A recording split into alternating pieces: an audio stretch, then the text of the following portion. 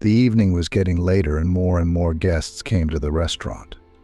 It couldn't be said that it was the most popular establishment in town, but the owner tried to attract visitors with live music. Emily adjusted her dress and stepped onto the improvised stage. She had once had a career as a romance singer, but her star hour had never come. Her real job had its risks. From time to time, she was approached by a gentleman who was sure that she could be bought. The girl tried to leave this job, but except for going to her husband's kindergarten as an employee, she had no other prospects. Emily didn't like teaching, she liked singing. A powerful voice rang out, and the room shuddered. Many people left their plates and glasses. One thing was certain: Emily was not a pop singer. Romance was something she could easily not only perform, but also feel. After a few minutes, her voice blossomed, and it was as if the audience was afraid to move. Goosebumps ran along the skin. The girl's voice was strong. It seemed to penetrate every cell. Finally, someone came to his senses. The first applause was heard. "Thank you, Emily," an older man stood up. "Bravo, my girl." He ostentatiously placed the money on the table next to him. The girl thanked him. There were 3 singers working in the restaurant, but Emily's fans went exclusively to her. They were mostly older gentlemen. Young people not only didn't listen to romances, but also didn't understand what it was. "Love is a magical land, please?" someone asked. The receptionist approached Emily, then headed toward the customer who had paid for the request. Emily took a deep breath and sang along. She loved the pieces from Bespredaniца, especially the Romance with Words by Marina Tsvetiva. It was almost 10 o'clock. Emily worked on Tuesdays and Fridays. Today, before the weekend was crowded. At 11 she would finish. Time did not go, but flew. The girl lived for music. The romances were not only heartfelt, but they reflected everything behind simple words, both great love and petty betrayal. The last piece was performed, and silence reigned again. Connoisseurs were afraid to open their eyes. Many said that she should definitely graduate from the conservatory and perform on the big stage, but she couldn't tell them that she was left all alone after her grandmother's death. Her parents died when they fled. During those turbulent years, Grace's grandmother clutched her granddaughter to her chest, the only thing she had left. Refugees were not loved, and though lip service was paid to compensating them, it dragged on for years. Only because Emily became an orphan, they were allocated an apartment and then allowed to privatize it. The girl could not talk about it. Her creativity was the only thing that gave an outlet to her tragedy. With great difficulty, the girl graduated from music school. Grace somehow miraculously bought a piano on credit. She worked alone. At first, they paid a little money for the municipal apartment, although they had to live for free. But often reality does not coincide with expectations, and Emily's grandmother stopped fighting it. After privatization, it became much easier. And Emily herself also grew up. She didn't study very hard at school, but she had amazing results in solfeggio. And now that Emily is 24, she's finally starting to earn a good living. She and her grandmother had been through a lot, from working as a factory cleaner to tending graves and working in the fields. There was no use in applying for government jobs. The small town offered pennies, although Emily from the music school often went on tour, invited her to serious projects for free. 2 years ago, Grace died, and the girl went on a free voyage. Emily was completely desperate. She at the time worked in a factory and on weekends gave music lessons. And then, quite by chance, she came across an advertisement. Previously, the girl would never risk singing in restaurants. It always seemed to her that if you sing, it means that you provide other services. Still, she took the risk. At first, the owner didn't want to take her on. Emily's genre seemed old-fashioned to him, but he decided to take a chance. After a while, he realized that he only won. Many wealthy people of the city were going to the restaurant just to listen to Emily. "Thank you," a stranger approached the girl and held out a huge basket of flowers. "You're gorgeous." "Rarely did the youth thank Emily." The stranger looked to be about 35 years old. He was dressed very decently. The girl blushed. She was used to receiving compliments from older gentlemen by now. There were probably only a few occasions in the 2 years she'd worked at the restaurant for her talent to be appreciated by a young man. Jake, the stranger, introduced himself. "This is my first time in your restaurant, and I'm amazed. I work Tuesdays and Fridays. Come visit us again," the singer thanked him. "I will," he promised, and disappeared from sight. Emily headed for the staff room. The owner quickly flew up to her. "Emily, come on, let's settle up." The girl held out her hand and gave him all the money. She had made a good amount of money today. Of course, it wasn't exactly fair, but the man gave her half, though it was a lot of money for Emily at the time. It was quite dark when she went outside. A cab was waiting for her. 20 minutes later, she was already home. "Well, this is it," the girl whispered, taking off her concert dress. The day was over. Now she had to get a good night's sleep and study with her students tomorrow. Now Emily had 3 of them. In addition, for a small fee, she worked with groups in the children's club on Monday, Wednesday, and Thursday. So you could say all of those days were scheduled. Once again, Emily wept. It was a shame Grandma hadn't lived to see it, she sighed. Now there was money and free time. Lately, Emily had even been thinking about going somewhere for a couple days. In fact, she'd never been anywhere but her own town. Of course, her homeland was all but forgotten, and Emily herself didn't want to remember it. Even her grandmother didn't know where her parents were buried. Time passed, everything was forgotten, but there was still a wound in her soul. The next day, close to lunchtime, Emily was already practicing with the first boy. They played the piano together, the very piano that Grace had bought for her with such difficulty. That was Emily's life then. She was content with such a routine. In her spare time, she liked to sit on a bench somewhere and dream. It inspired her. Any creative person can be called an artist. So Emily created on her canvases, not with colors, but with her voice. It was her essence. If it was possible to describe love in words, it would be that earthly voice that the girl often heard in her dreams. And here it was Tuesday. Emily was getting ready for the restaurant with excitement. There was a kind of excitement in her heart. When you don't expect it at all, she whispered wispily. The girl seldom dreamed of a prince. She transferred her love to music, to singing. Romance was for her the instrument that helped her to express her feelings. So we can say that Emily was constantly in love, not with any particular person, but she experienced the essence of love, and this was the most important thing. After the first performance, the girl noticed someone standing up and heading towards her. "Good evening," greeted her guest. "Couldn't help myself." "This is for you," he handed the girl a package. "Good evening, Jake." She recognized her new admirer. "It's good to see you again. Thank you so much for the gift." Emily could take all the flowers and trinkets she was given. That was the host's condition. Except that the cash she earned had to be given to the sharing house. Emily took the bag, put it in her drawer. That night she was surprised she had never sung so beautifully, as if her voice had not been created by her. It came from the very depths of her heart. At 11, the singer finished her performance and was going home. Outside, Jake was waiting for her. In his hands was a bouquet of flowers.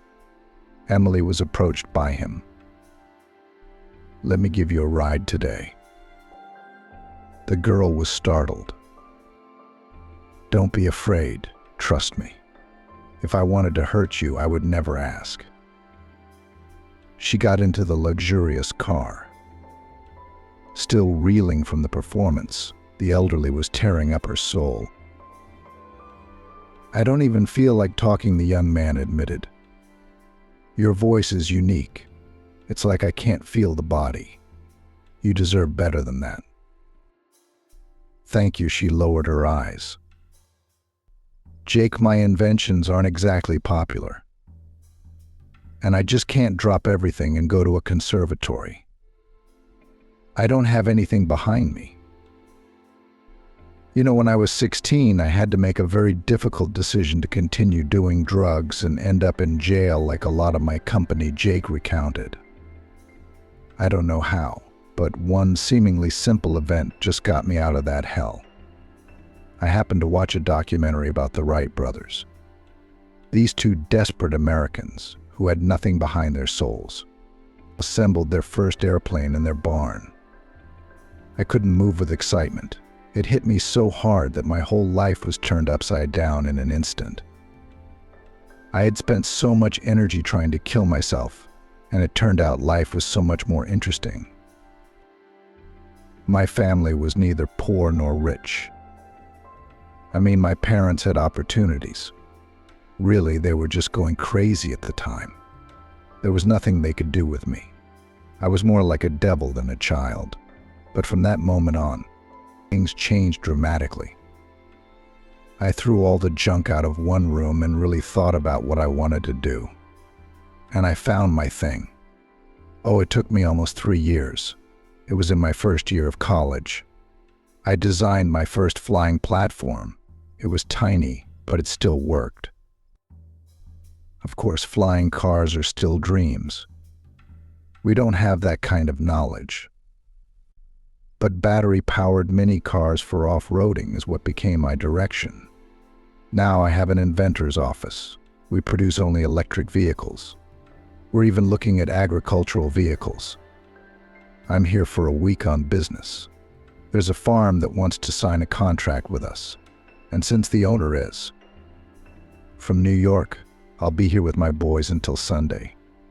I thank God I was recommended your restaurant." Emily was amazed. How often we think life is going in one direction and then bam, something completely unexpected happens. Emily felt a kinship with Jake, and though they were doing different things, the essence was the same. They loved what they did more than they loved themselves, and that was bound to pay off sooner or later. "If you don't mind, I'd like to meet you Saturday for a farewell," he asked the girl. "I'll definitely be there on Friday, but we won't be able to talk until night. And that's already late." "Okay," she agreed. "Jake, you've inspired me. I don't want to feel sorry for myself anymore. If my voice brings you joy, there may be other people I can sing for. Of that, I have no doubt. But we'll talk about that next time." He waved his hand and left. Emily, dancing, entered her apartment. This was a fateful meeting. She no longer doubted it. She went to bed as she suddenly remembered the package, looked into it, and there it was. She turned pale. Besides sweets and good coffee, there was a case. "I can't take this," bewildered Emily, examining the gold bracelet. "It's so beautiful." Emily decided to return the gift to Jake next time. It was too expensive in her mind. With these thoughts she lived with for the next few days. But it didn't come. Her mood sank. Until the last minute, Emily had hoped Jake would approach her. Maybe he should. That night was very difficult. Emily felt lonely. Tears streamed down her cheeks. She took out the bracelet and put it on her arm, and it felt like her whole body was enveloped in warmth. She fell asleep in it that night. And again in her dream she heard that magical voice. And then suddenly Emily realized it was her singing. If only I could do that, she thought. She tried one piece, but it didn't work. I was singing in my sleep, wasn't I? Why can't it work in real life? Jake never came back. It had been 3 weeks. Emily tried not to think about him. The hope that had been in her had faded, but with it, she felt uncomfortable. Loneliness had been easy for her before, but now it was hard to bear. Emily couldn't lie. She wanted a family. She really needed the presence of someone she loved. Sure, Emily had fallen in love like any other teenager, but not in a way that took her breath away. Now, however, a loved one had become a need, and that made the girl uncomfortable. She often looked at the bracelet and thought of Jake. From the outside, he seemed to be exactly the man she'd dreamed of. But it seemed that heaven had other plans. Emily finished her class and headed downtown. She wanted to look for another dress. The girl did not often go to boutiques. She was frightened by the prices. She went to one store and then another. She was finally in a bad mood. Emily entered the café, ordered a hot tea to calm down. "Are you free?" uttered someone above her head. The girl glanced up at the stranger. There were plenty of free tables around. "Excuse me, but I would prefer to be alone," she asked politely. The stranger smiled and walked off somewhere. Emily finished her tea, stepped out and headed for the mall exit. "And yet I'm dying to ask you why you're so sad," the same young man reappeared. "Is that really the biggest problem bothering you right now?" Emily wanted to joke. Imagine that. Yes, he laughed. The guy gallantly opened the door, letting Emily walk forward. "Besides, I feel like you and I have met somewhere before. Except I can't remember where." "That's unlikely," she replied. "But if only at a restaurant. I sing there." "Is it on Fifth Avenue?" rejoiced at this good fortune on the part of the stranger. "I just don't know where else we have live music." "No, on Broadway," she informed him. "Excuse me, I'm in a hurry." The young girl surged forward, leaving the young man behind. This ridiculous accident later turned her whole fate upside down.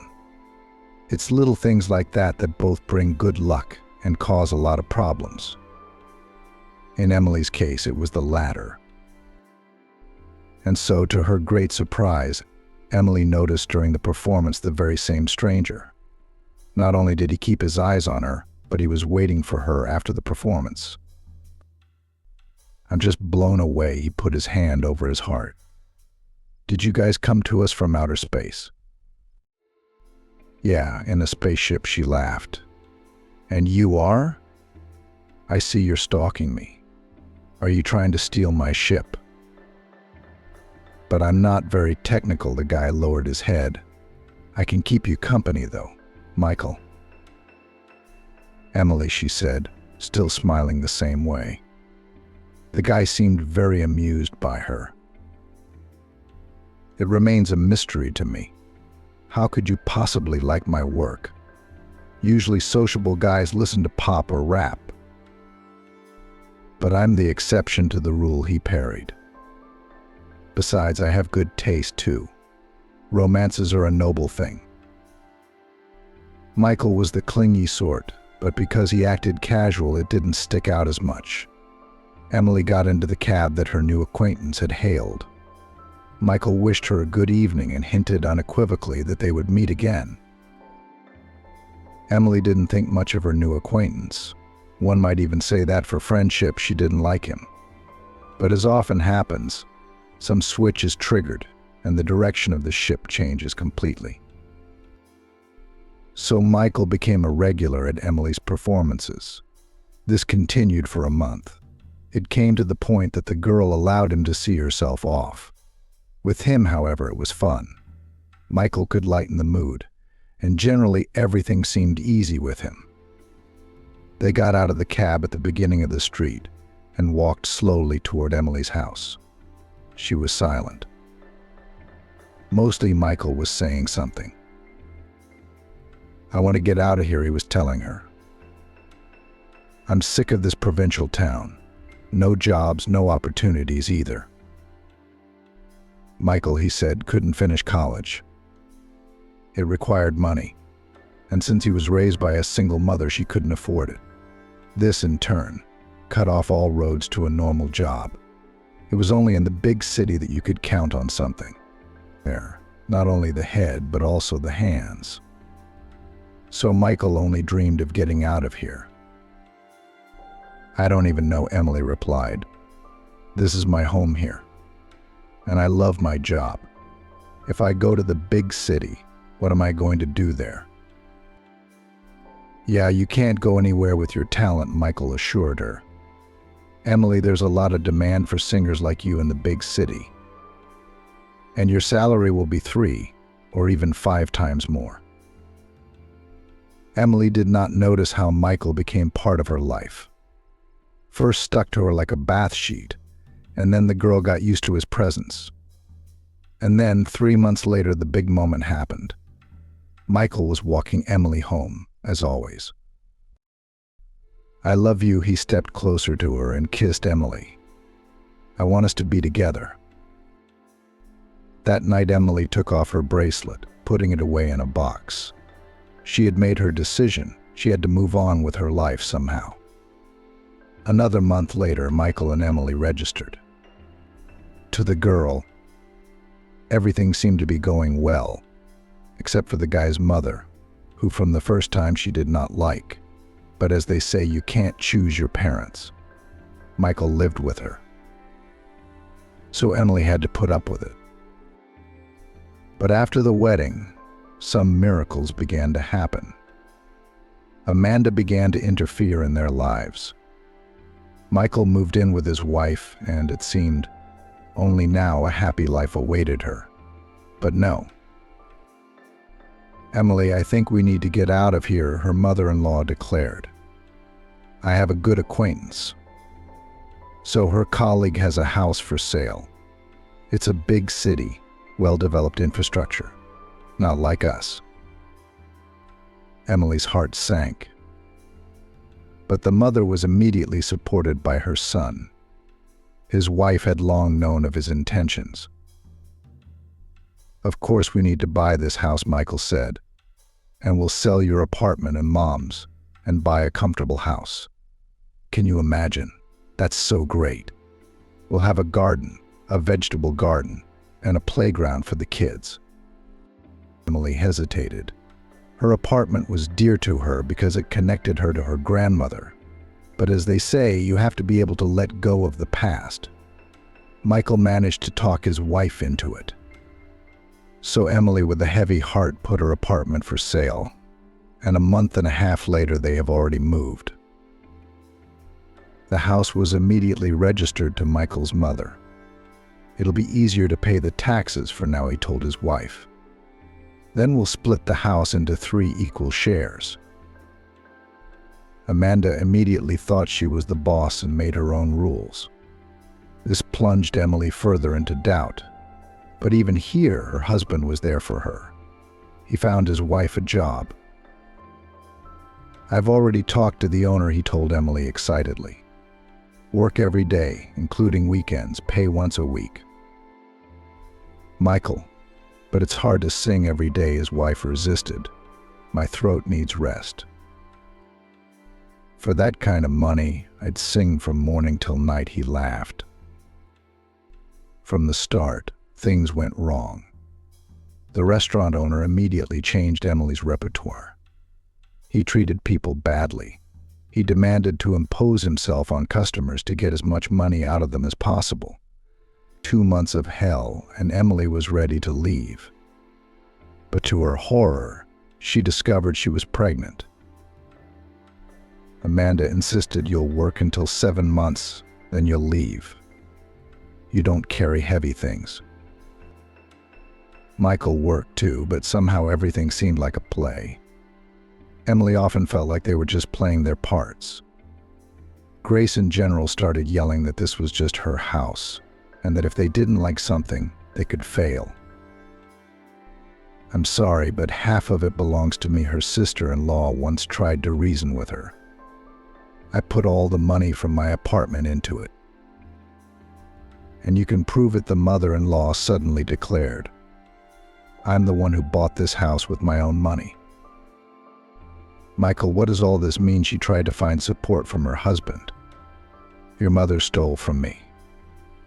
I'm going to sue her." "Oh, really?" he laughed. "Never mind what she says. The half is yours by law." What unpleasant forebodings began to visit Emily.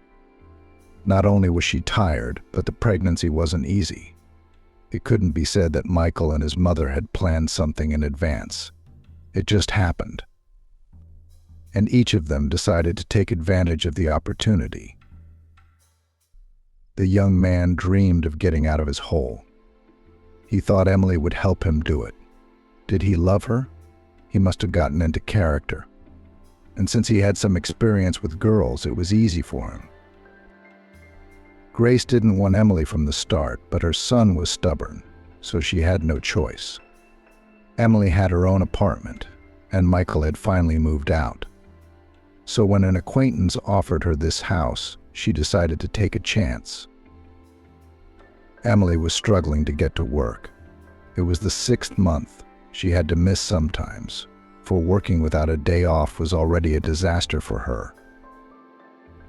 "That's it. I'm quitting," she put the question to her husband.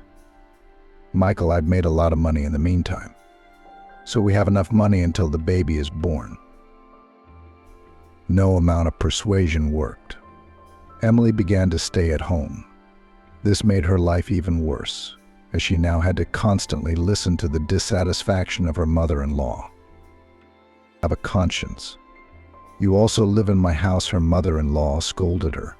She had become like a lioness. The only purpose Emily lived for then was her child, and she didn't care what her husband or her mother thought. Still, Grace drove her crazy and Emily sued for division of property. "Get out of my house," her mother-in-law broadcast. "You insolent bitch. My Michael took you in and you thought you could have it all." "Michael, she's crazy." The wife looked to her husband for support, but he only shrugged. "Sort it out yourselves," he stated, and didn't interfere with the squabble any further. Emily realized that she was alone again, but now she was responsible because of her son. And the girl decided to go to the end. But as it turned out, Michael took all the money she earned. "I'll divorce you," the wife threatened. But he didn't seem to care. "You're a monster." Michael already had his own life.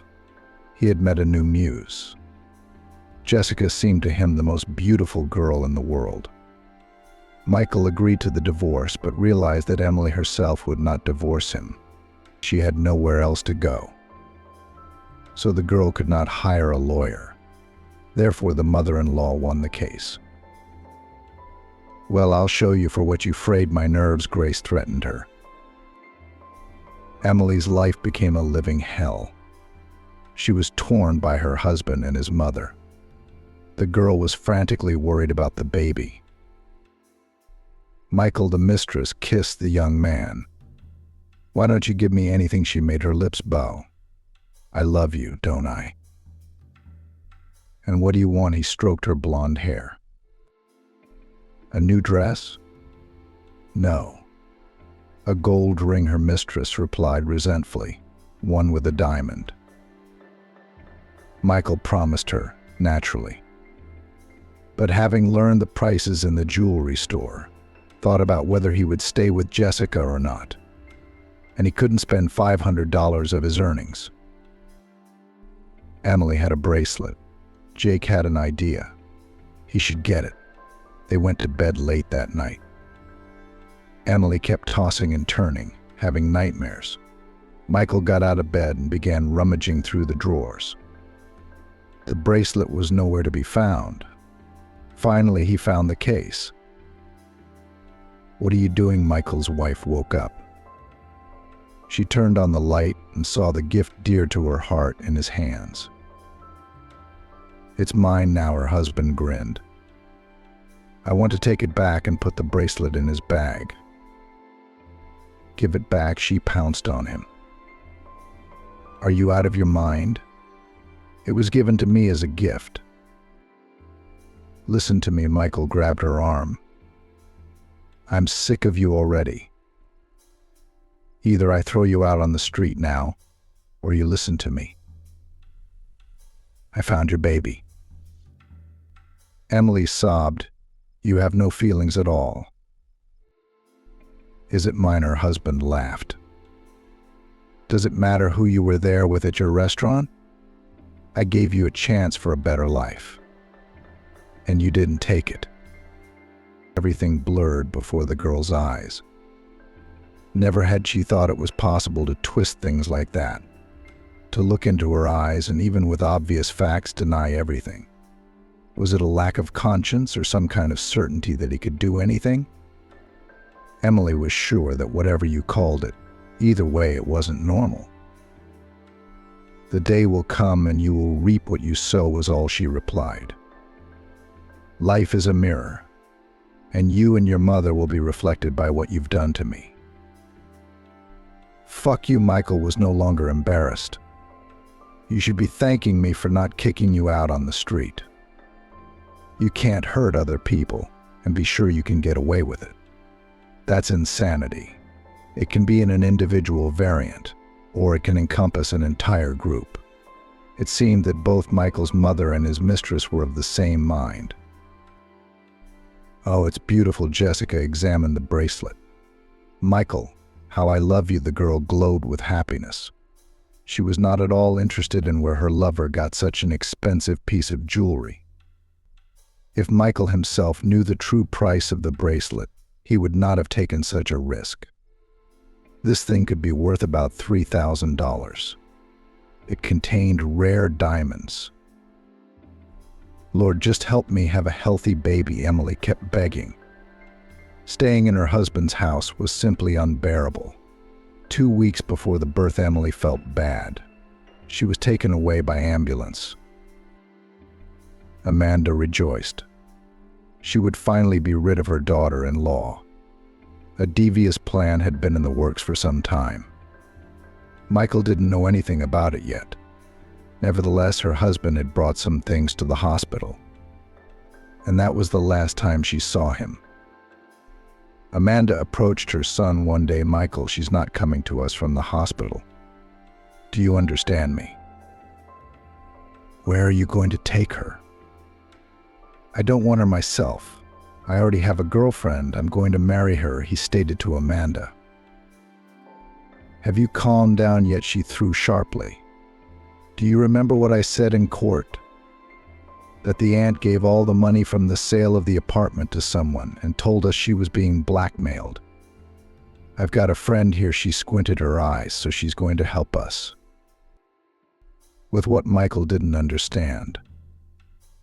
"Mom, what are you up to?" He looked at her with interest. "Well, here's an idea. Since you can't divorce her now, there's only one way out. You have to prove that the baby isn't yours." Amanda smiled contentedly. "And why can't I divorce her?" Michael scratched his head. He thought his problem was already solved. "Oh, because she has a small child." Dummy slapped his mother on the head. "Laws are to be known. But if you present a DNA test in court that proves the baby isn't yours, then the law will be on your side." "And how are you going to do that?" Michael's brain wasn't as sophisticated in guile as his mother's. "The nurse will slip another baby in for the test." "What wasn't clear about that, Amanda?" "Well, I agree." Michael laughed. He wanted to get rid of Emily and her baby as quickly as possible, to get the baby out of his mind. Michael began to believe that Emily had been out for a walk, and it wasn't his son. That's how they decided the fate of the poor girl, who was essentially guilty of nothing. Perhaps only in the fact that she had no experience in communicating with men, and she did not know that there are such scoundrels who, if caught, they will not let go until they achieve their own. Emily herself was lying in the ward with a very bad feeling. The doctors had managed to bring her back to normal, so they didn't do a C-section early. "What's going to happen to us?" she sobbed. There wasn't even anyone to ask for help. Emily decided to go home. Perhaps someone she knew could shelter her on the day of the birth. Michael enjoyed the company of his mistress. "So when's your divorce?" Jessica couldn't contain her emotions. "Michael, I can't wait for us to be together already." "Me too," he kissed her. "Jess, how happy am I? In a month we'll apply for the registry office. Where will we go on our honeymoon?" The girl's inquiries were too much. "How about Miami?" he suggested. In Michael's mind, that was cool. "Are you crazy?" she raged. "I don't want to go to that shithole. I want to go to Hawaii at the very least. Don't I deserve a proper vacation?" "You do." He pulled her to him.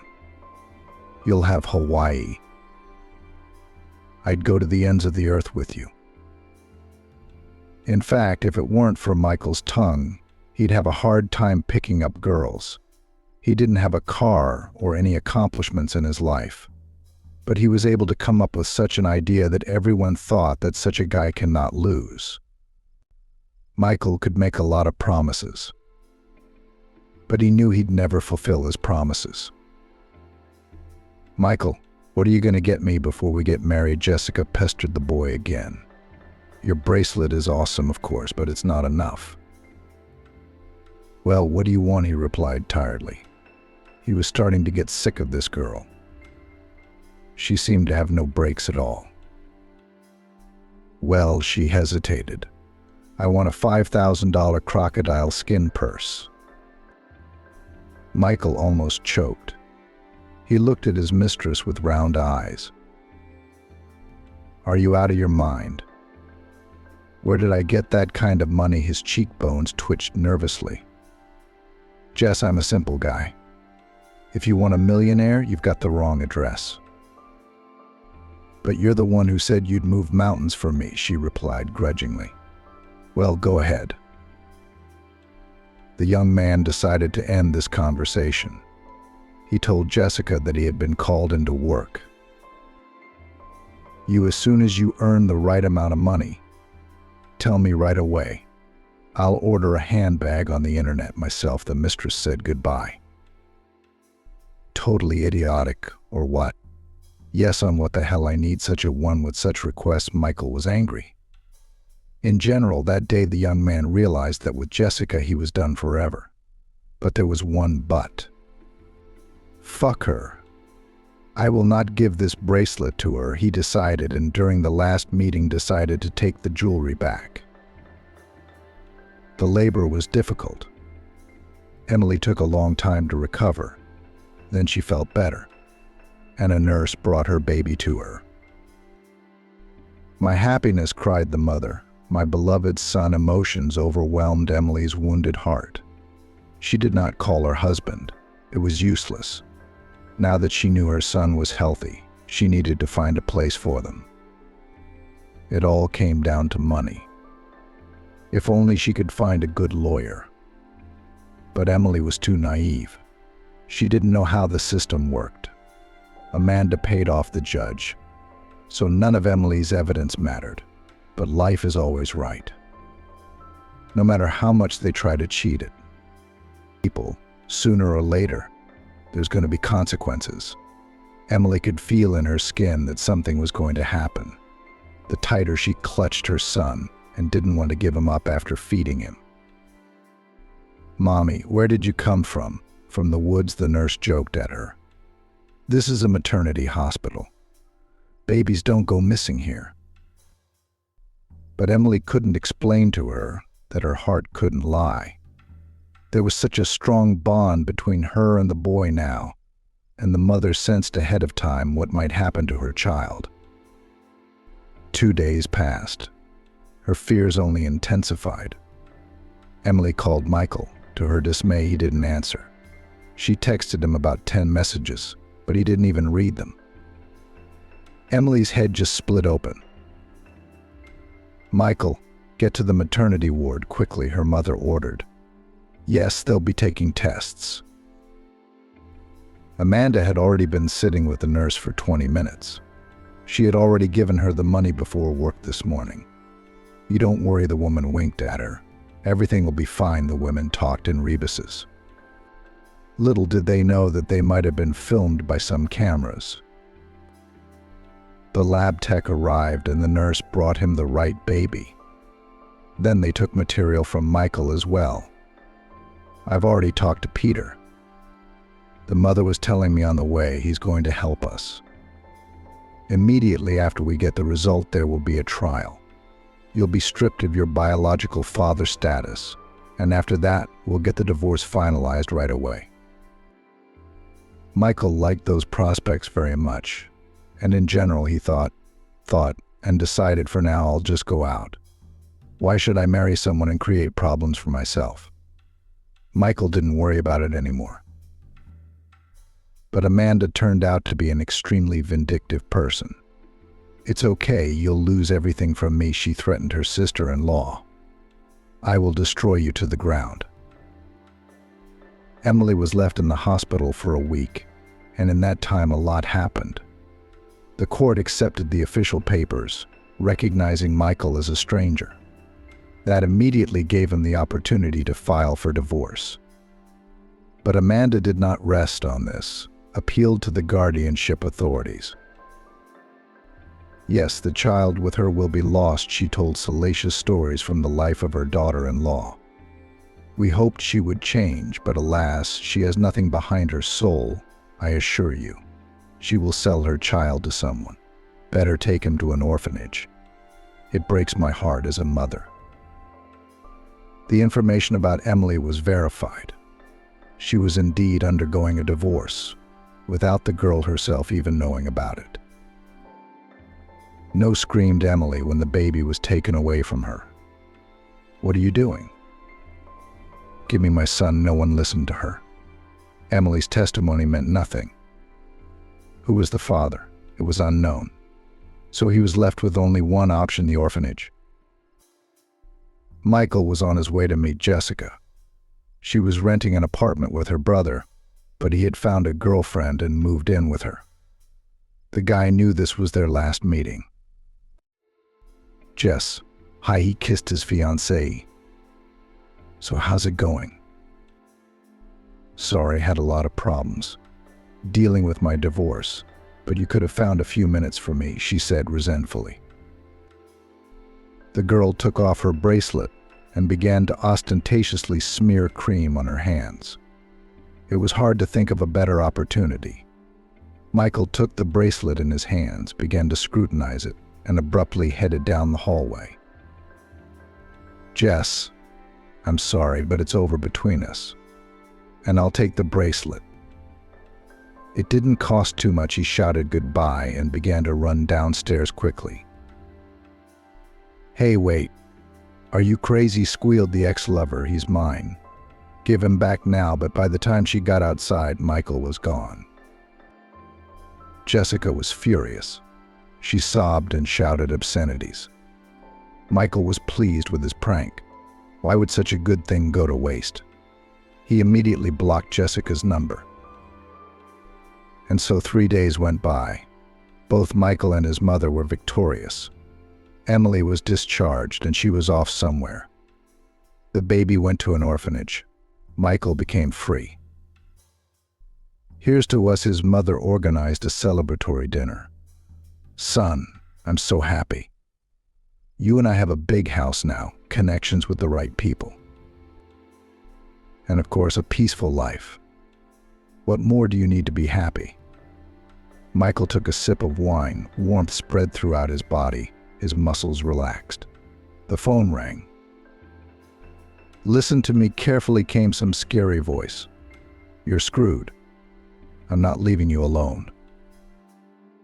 Who is it? The young man turned pale. What do you want? His voice trembled. The connection cut off. Amanda stared at him with her mouth open. Something told her this was not a good thing. Who is it? She began to question her son, but he only shrugged in response. Has this fool decided to intimidate us? The woman laughed out loud, remembering Emily. What an idiot. I'll have her locked up. She thinks she's the master of other people's fates. Michael didn't share her optimism. His heart was racing. No amount of reassurance from Amanda helped. That night they went to bed late, about 2:00. Suddenly the door creaked open. Michael slept very poorly. Who's there? He shouted. Mom, is that you? Something fell.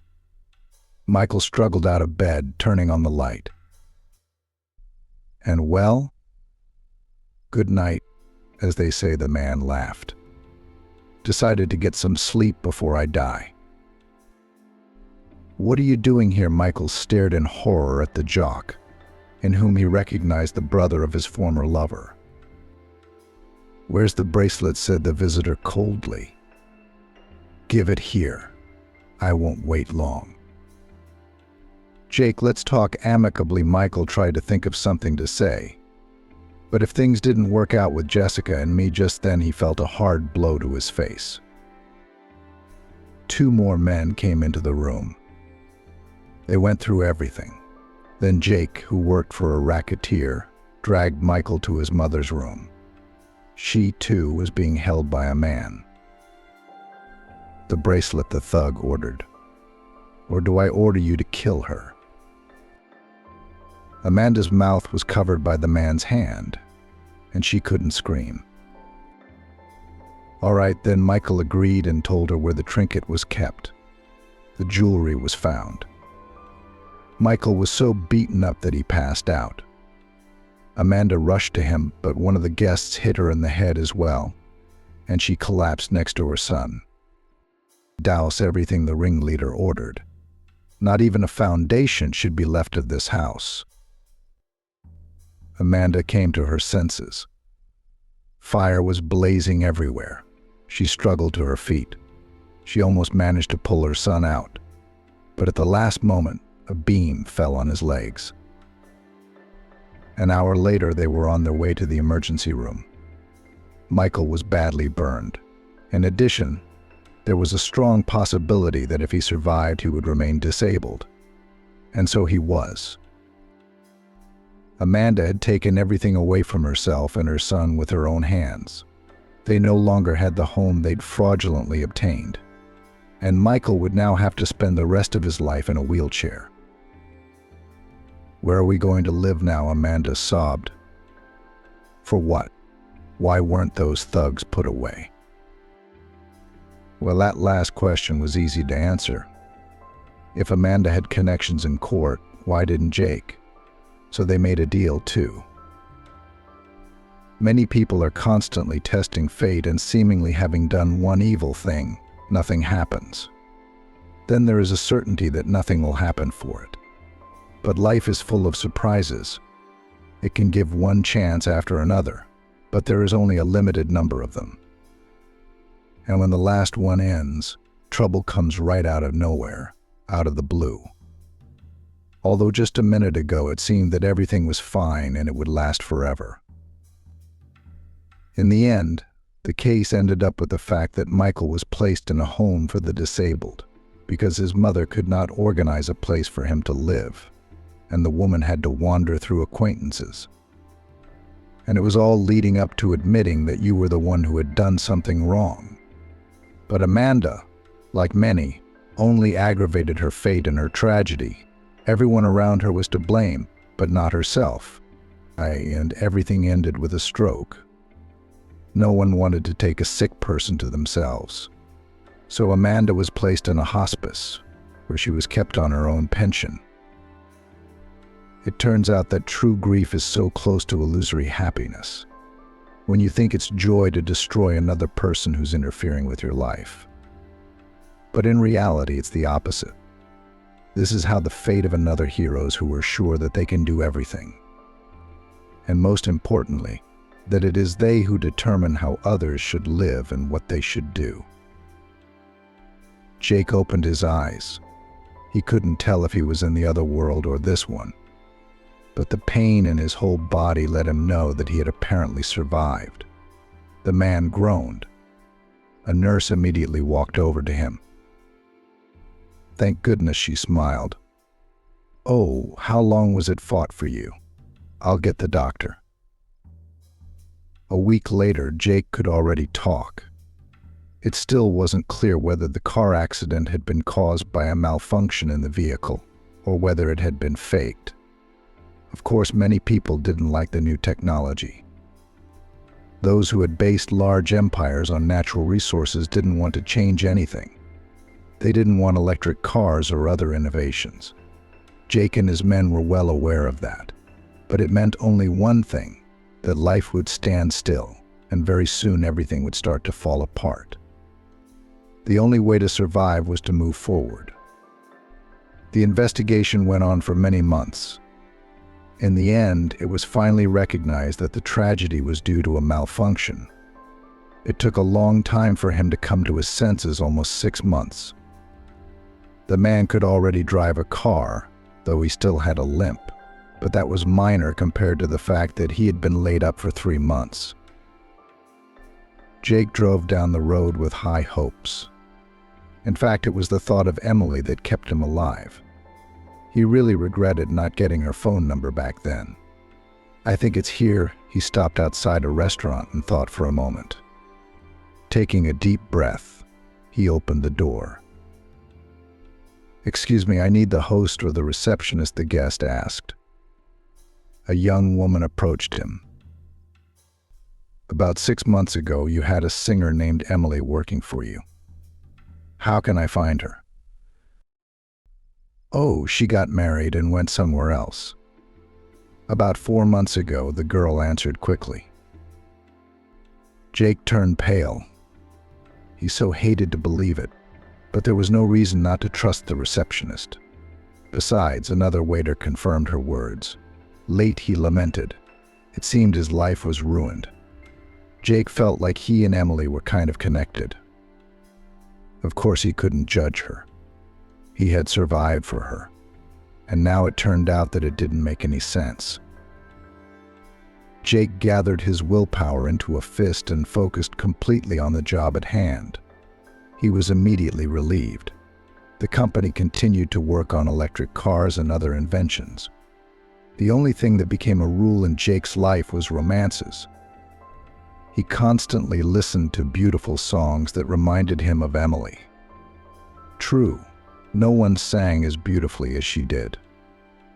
As time went on, Jake had resigned himself to the idea that he would never see Emily in the same city again.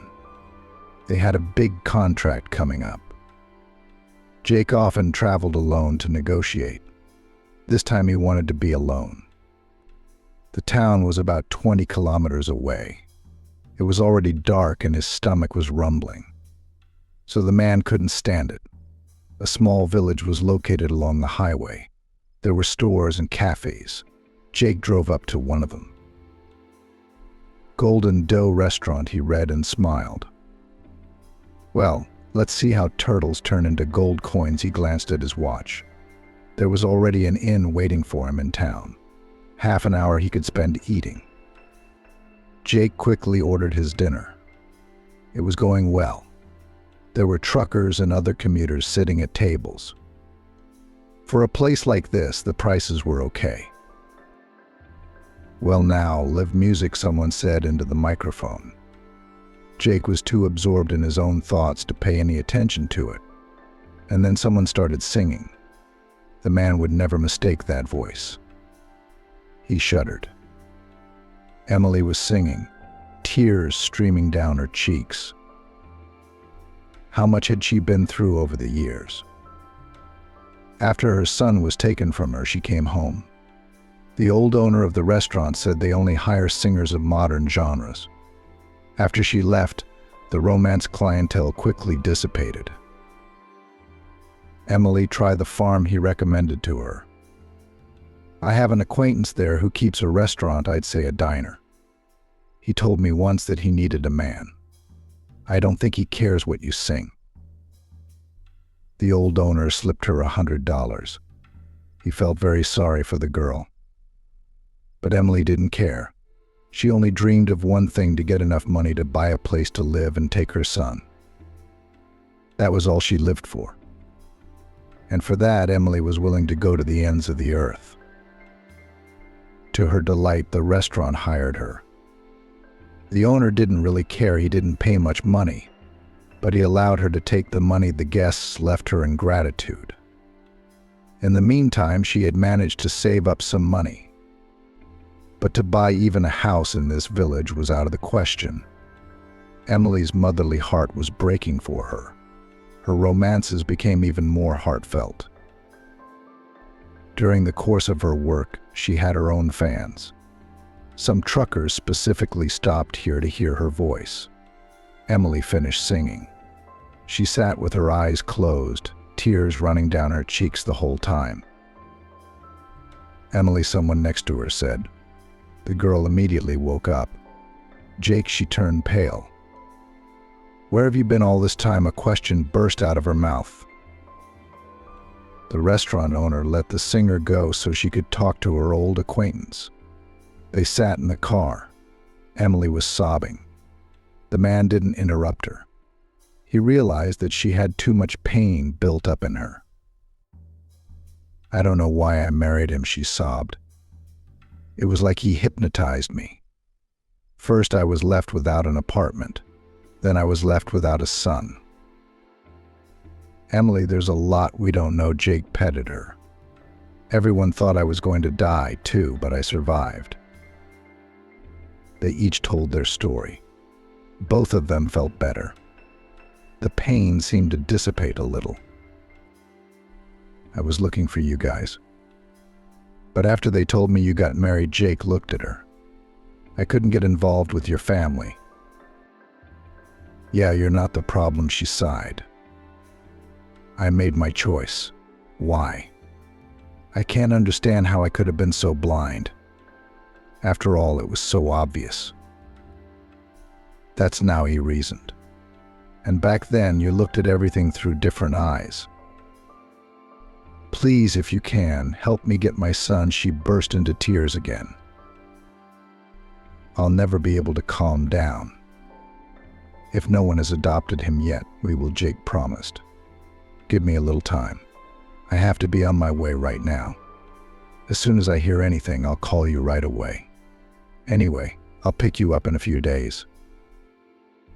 It was the happiest day of Emily's life. It had given her hope. Jake left, and she continued to sing. There was joy in her voice now. The man thought about what had happened to them, whether it was a simple accident or a life lesson they had to go through. The next day, Jake finished his business. The contract they had made, he was now free. He was rushing to a completely different place. Jake was worried sick because if Emily lost her son forever, her pain would be inconsolable. He looked up 3 orphanages on the internet. He didn't call. Decided to check in person. No, we don't have a child like that, the headmistress at the first one told him. Maybe the boy has already been adopted. He decided to go all the way. Look in the archives, please. No, she shook her head negatively. I know all the children who have been taken by foster parents. We didn't have a child like that in the next 2 years. Failure awaited Jake at the second orphanage as well, and he didn't find Emily's son there. The man drove fearfully to the third institution. The headmistress turned out to be an unfriendly person. We don't have any children like that, she said at once. But somehow Jake was sure she was lying. In his time in the business, he'd learned to be a good judge of character. Okay, I'll have them check you out. Then he hinted at some connections. What do you want? The woman freaked out. I'm going to call the police right now. All the better. You're withholding official information. Jake didn't give up his position. Believe me, I know the laws all too well, so I realize what you're in for. That child is in the process of being adopted, she said abruptly. He's already got new parents waiting for him. You can't give him up, Jake stated. He has a mother, and she will take the baby. As indignant as the superintendent was, she still had to put the adoption case on hold. Jake had told Emily right away, and she'd been overjoyed. Now they had to do the most important thing of all, prove that Emily was a worthy mother. Jake took the girl with him. Very quickly they found out what had happened to her ex-husband and mother-in-law. How could this have happened? She marveled at what she heard. Michael had become disabled. Their house had burned down. We'll have to talk to him, Jake once told her. I want the board to not have an ounce of doubt about you. Emily regarded her ex-husband in shock. He was sitting in a wheelchair. It was obvious that Michael had given a lot of thought to what had happened. All right, I'll confirm that I am the father of the child and that my mother robbed you of everything. He agreed. She certainly won't be tried. She's like a vegetable lying there. And so the case moved forward. But Emily's greatest challenge lay ahead. Emily, Jake approached her one day. I love you. You might say I fell in love with you at first sight. Marry me. Emily had always known that she loved Jake. She had no doubt that he would make a good father for her son. 3 months later, after all the red tape, Artem finally returned to his mother. Jake became his official father. Michael didn't want, nor did he need, to challenge his paternity. Emily frantically ran around the house. Her husband was due to arrive soon. Today was Artem's birthday. He was turning 3, but that wasn't all. So are you ready? Jake called. They're already waiting for us at the children's cafe. Emily, go outside with your son. I'll pick you up in about 5 minutes. Jake, I love you so much, she said immediately. I think we're going to have a daughter soon. You're pregnant, her husband cried out in surprise. Baby. Finally. I can't wait.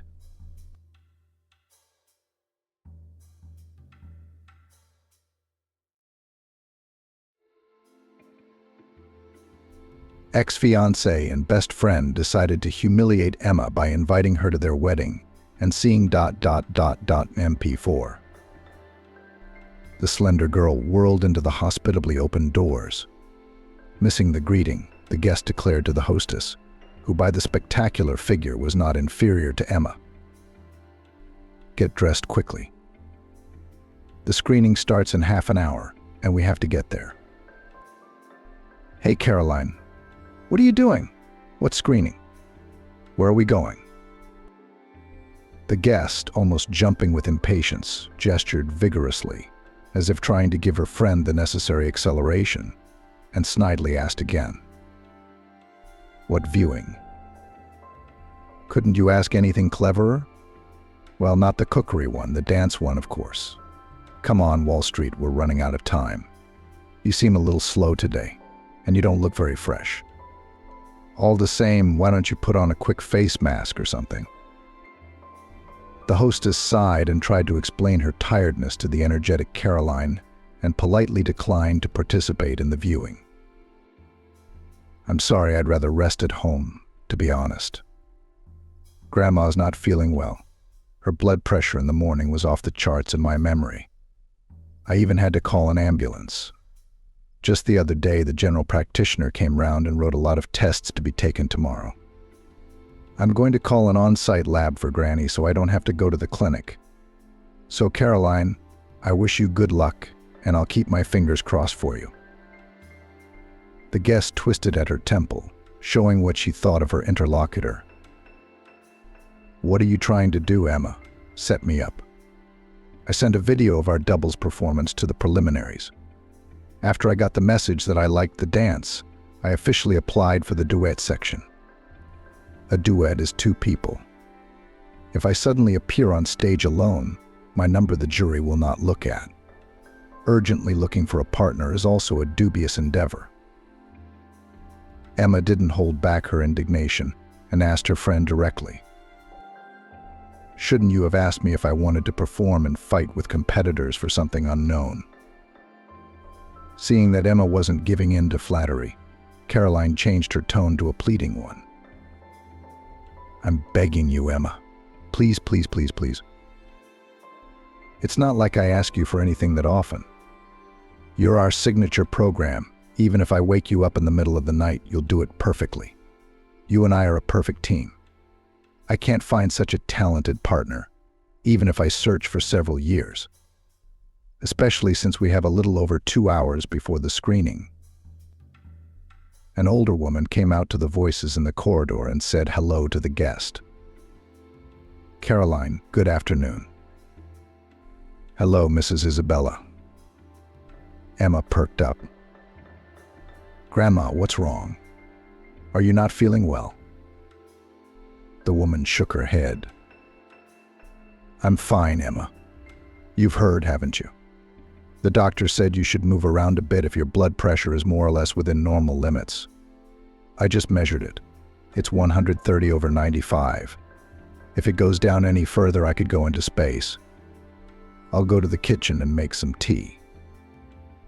The guest decided to make a move on her friend's grandmother. "Mrs. Isabella, how are you feeling? Maybe I can run and get some medicine while Emma is getting ready?" The woman smiled.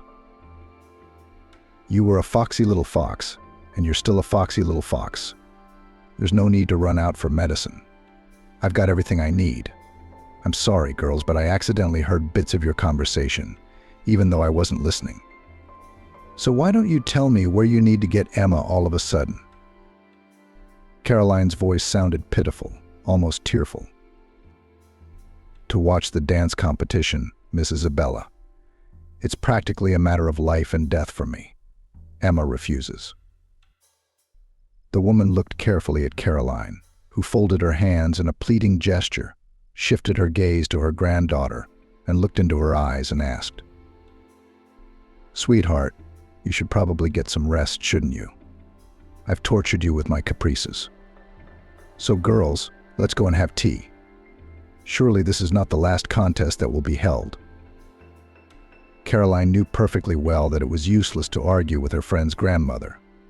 The girl obediently threw off her shoes and headed to the bathroom to wash her hands with fragrant scented soap.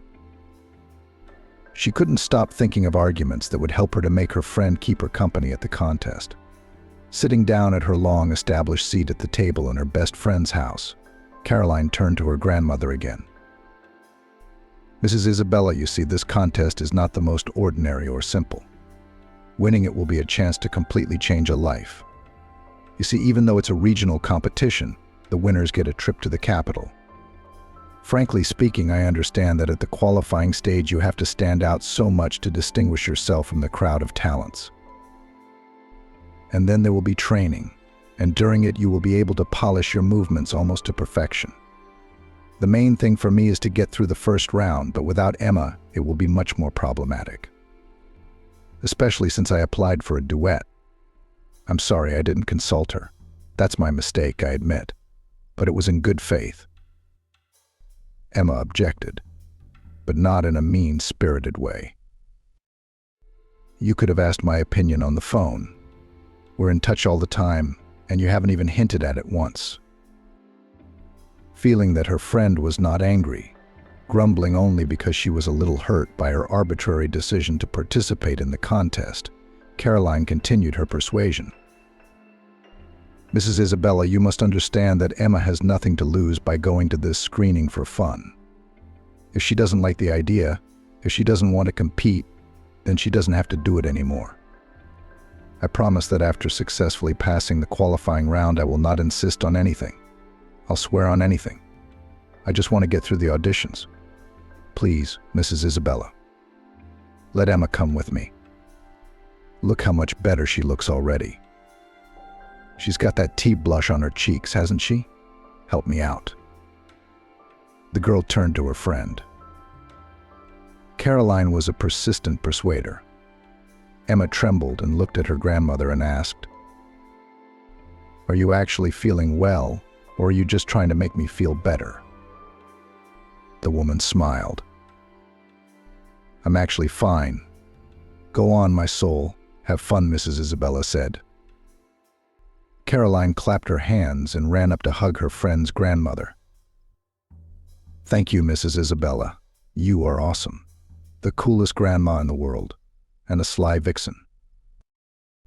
The woman smiled, and while her granddaughter gathered herself, began to ask her guest about the well-being of her family. Soon Emma announced to her friend that she was ready, and the girls headed to the casting. They decided not to spend money on a taxi. On the way to the place of the contest, Emma involuntarily thought that, however it was, it could not be otherwise.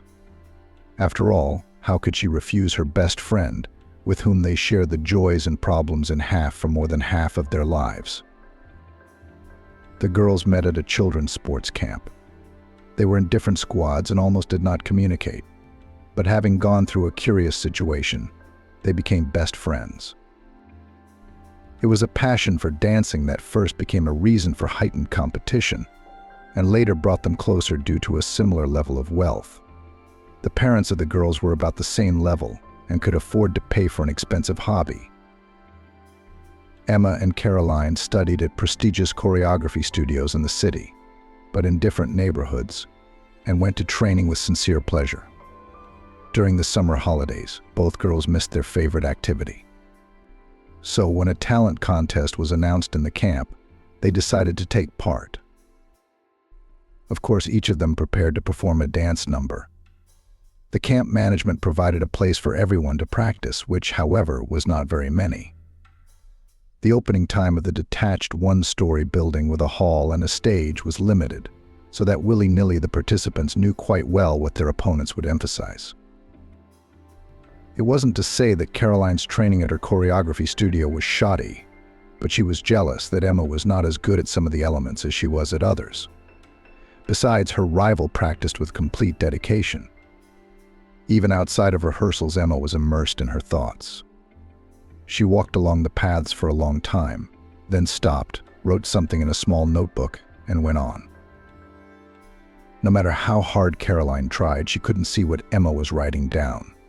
The day of the contest came quickly. There was literally no empty space in the hall. After all, let's face it, there wasn't a lot of entertainment in the camp.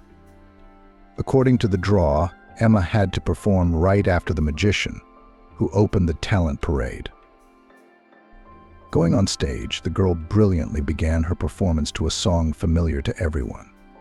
However, as soon as the first lines of the second verse were heard from the speakers, the music stopped and silence hung in the hall. Only the girl on the stage behaved as if nothing had happened and continued her dance. She, as well as before, managed to look into the hall so that it seemed that she looked into the soul of each spectator. Emma's lips moved slightly. Apparently, she was still humming the song softly, helping herself not to get lost in the dance. It was fantastically beautiful. The silence was suddenly broken by a lone voice coming from somewhere in the back rows, blasting the popular lines out loud. The unknown soloist was then joined by other audience members. Soon almost the entire auditorium, including not only teenagers but also a good portion of the staff, picked up the familiar lines.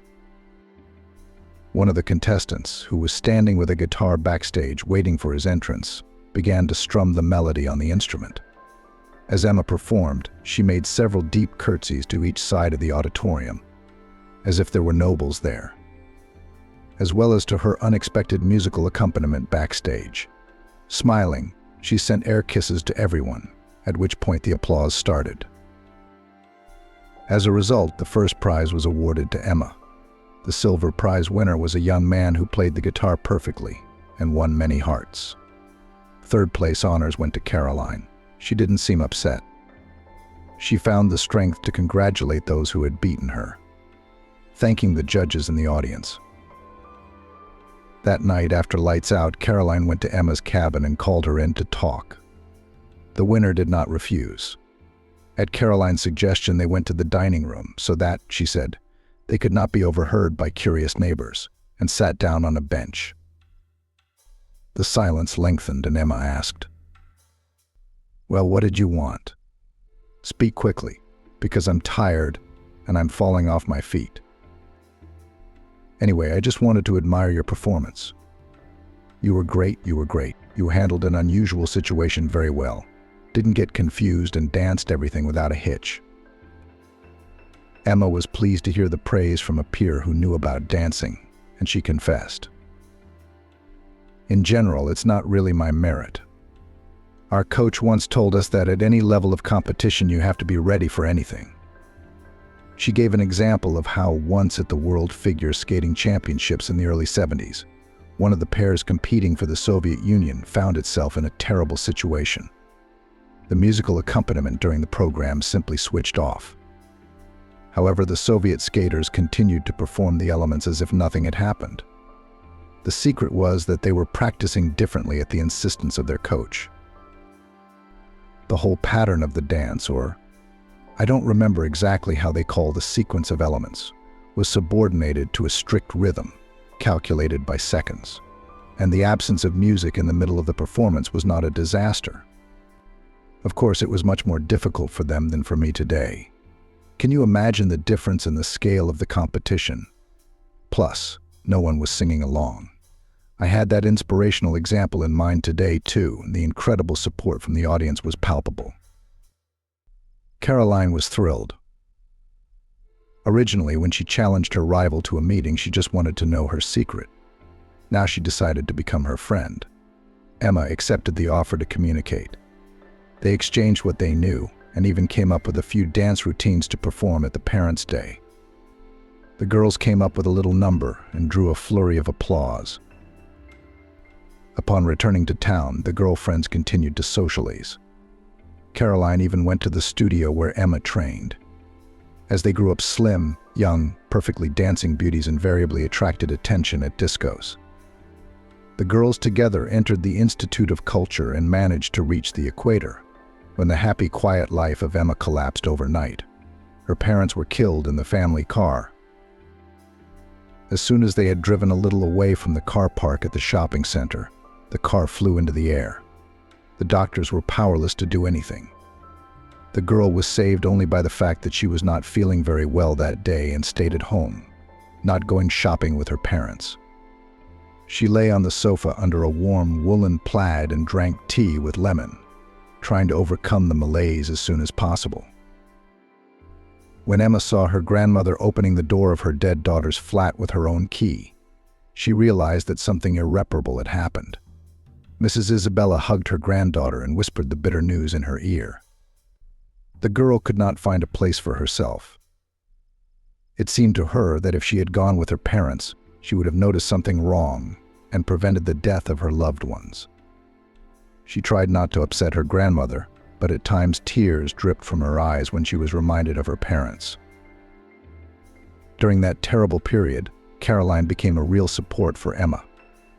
She literally moved into Mrs. Isabella's flat, where Emma's friend had moved after the tragedy, and kept her grief at bay. She lived there, almost forcibly took her to the institute, forced at least something to eat. To the surprise of many neighbors and vain gossipers, the perpetrator involved in the massacre of Emma's parents managed to detain. And the main merit belonged not to the law enforcement agencies, which, as if someone sent a directive not to be too active in the search for the criminal, the grandmother spared no expense to punish not only the murderer, but also the customer of the massacre of the only adored daughter and son-in-law, whom she, contrary to popular belief, respected and loved. Mrs. Isabella sold her jewelry and carefully shielded her granddaughter from the details of the investigation and court proceedings. She seriously feared for Emma, for her psychological state, even 6 months after the tragedy, was deplorable. As soon as the girl approached the house where the flat where she lived with her parents was located, she would become hysterical. Emma couldn't forgive herself for staying alive. To return to the place where she had once been happy, the girl refused flatly. Mrs. Isabella didn't insist. It was not easy for her, and alone she would probably have gone mad. Her granddaughter and the punishment of criminals were her pillars of sanity. Emma was holding on, partly because of her grandmother, and not without Caroline's help, trying to continue living in her new reality.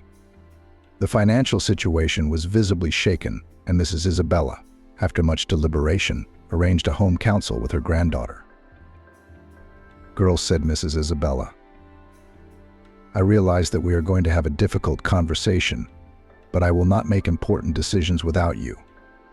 I know you don't throw away your home, but I'm sorry to have to rent it out. I'm afraid we'll end up with ruin instead of money. What do you think?" "Grandma, you're right. It would be too hard for me to stay there," Emma said. "I can't find a proper job yet, and I don't feel comfortable with you supporting me." The woman hugged her granddaughter tightly. She was glad Emma didn't cry. During the short but emotionally heavy conversation, the process of selling her daughter's flat began. During those tragically difficult days, as the woman thrashed around the city trying to get justice and dealing with other issues, Caroline had supported her friend. She'd even tried to drag Emma out to all sorts of fun events. But it was to no avail.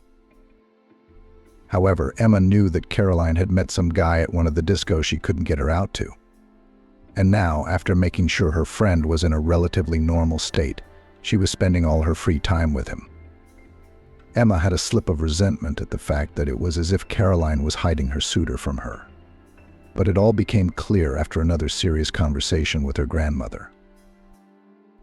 One day, Mrs. Isabella, who had aged sharply after the tragic events, seeing that her granddaughter was sad over her notes, sat down opposite her, and looking into her eyes, spoke. "My girl, I know that you had to grow up very early, but that's the way fate has it. Actually, that's not what I wanted to tell you. It's inevitable that you and Caroline are seeing less of each other. It was bound to happen one day. You can't be around everywhere, or it's not normal. You shouldn't be offended that she doesn't introduce you to her beau." "That's quite easily explained," said Mrs. Isabella. "It is the way of the world that love always comes before friendship." "But I'm not going to steal the boy away from Caroline," Emma objected indignantly. Grandmother smiled. "I didn't think so. Caroline doesn't suspect you of evil intentions, of course. But instinctively she's trying to spend more time with her boyfriend and not involve you in their meetings, so as not to dissipate his attention. Men are a windy people. Not all of them, of course, but alas, a great many. So I don't want you to take offense or be too trusting. I didn't tell you, but you have a right to know. Your parents, as it turns out, were killed by people they thought were good friends. Just remember that you can only trust yourself completely, unconditionally and truly. Be especially careful when you fall in love. Happiness loves silence. The less you brag, the better." Emma nodded, listening to her grandmother. Everything was falling into place. Resentment against her friend evaporated like raindrops from the hot asphalt. The girl carefully memorized all the words of the only native person. She had always admired her grandmother, and now she was a little ashamed that she had left her favorite relative unattended. Of course now, having almost reached the right stop, it was silly to go back. All that remained was to perfectly fulfill her friend's request and get home faster. Scraps of triumphant, sad and instructive memories managed to rush through Emma's mind while they were traveling to the casting even before arriving at the place. The girls' musings were interrupted by Caroline's enthusiastic monologue, anticipating success. "Very soon we'll get our diplomas, and then hello, new life in the capital. The prospects will be better than in our small town." Emma thought she was used to her best friend's ambition and spontaneous actions. But Caroline still managed to surprise Emma. and she objected to her friend standing up for her hometown. "You're a bit of a bastard, Caroline, calling our city of over 1 million people a small town. That's just wrong. Besides, how's your boyfriend Anthony gonna feel about it?" Something happened that had never happened in our long years of friendship. Caroline was embarrassed to hear such a question, and to avoid answering, she abruptly turned the conversation to the details of the upcoming performance. As they approached the contest venue, Emma's misgivings grew more and more preoccupied. Judging by the fact that the queue to the old building, which had once been a cinema, was stretched out in a thin snake almost halfway, long delays were becoming obvious. Two things. Firstly, the competition looks like it's going to be tough. And secondly, the casting is not organized in the best way. However, after the girls stood for about an hour amongst similarly eager to become famous in the field of dance, the queue suddenly began to move a lot faster. When Caroline and Emma finally waited their turn to perform, it became clear what the reason for this sudden acceleration was. They had barely had time to perform a couple of moves when the person sitting in the center of the jury table shouted, "Well done. Bravo. That's enough. Wait. In the next room, we need to discuss the concept of further development of your duet. There's water, tea, healthy sweets. Get some rest. You'll be invited to an interview later." Emma didn't care, because she had agreed to participate in the very initial stage at the insistence of her stubborn friend. But Caroline's hands were almost trembling. She was afraid to hear that the project didn't need a dance duet. Emma, sensing Caroline's excitement, whispered softly, "I think I've accomplished my mission. Now I can refuse to participate in the competition, so as not to take the place of girls who dream of getting into the project." Caroline's heart was relieved, and she entered the improvised waiting room with the good mood provided by her best friend's support. The building used to be a cinema, as it had been when it was built, but it had been a café. So in a fairly spacious room that already held about 15 lucky people, Caroline and Emma had no trouble finding a seat for themselves. The atmosphere was nervous. The pretty middle-aged brown woman who was in charge of distributing supplies and keeping order was smiling sweetly at the contestants, pouring tea and water, offering candy and something that looked like homemade marshmallows. Emma refused the treats. Caroline, on the other hand, politely thanked the woman whose name Mia was on her jacket and enjoyed the sweets and tea.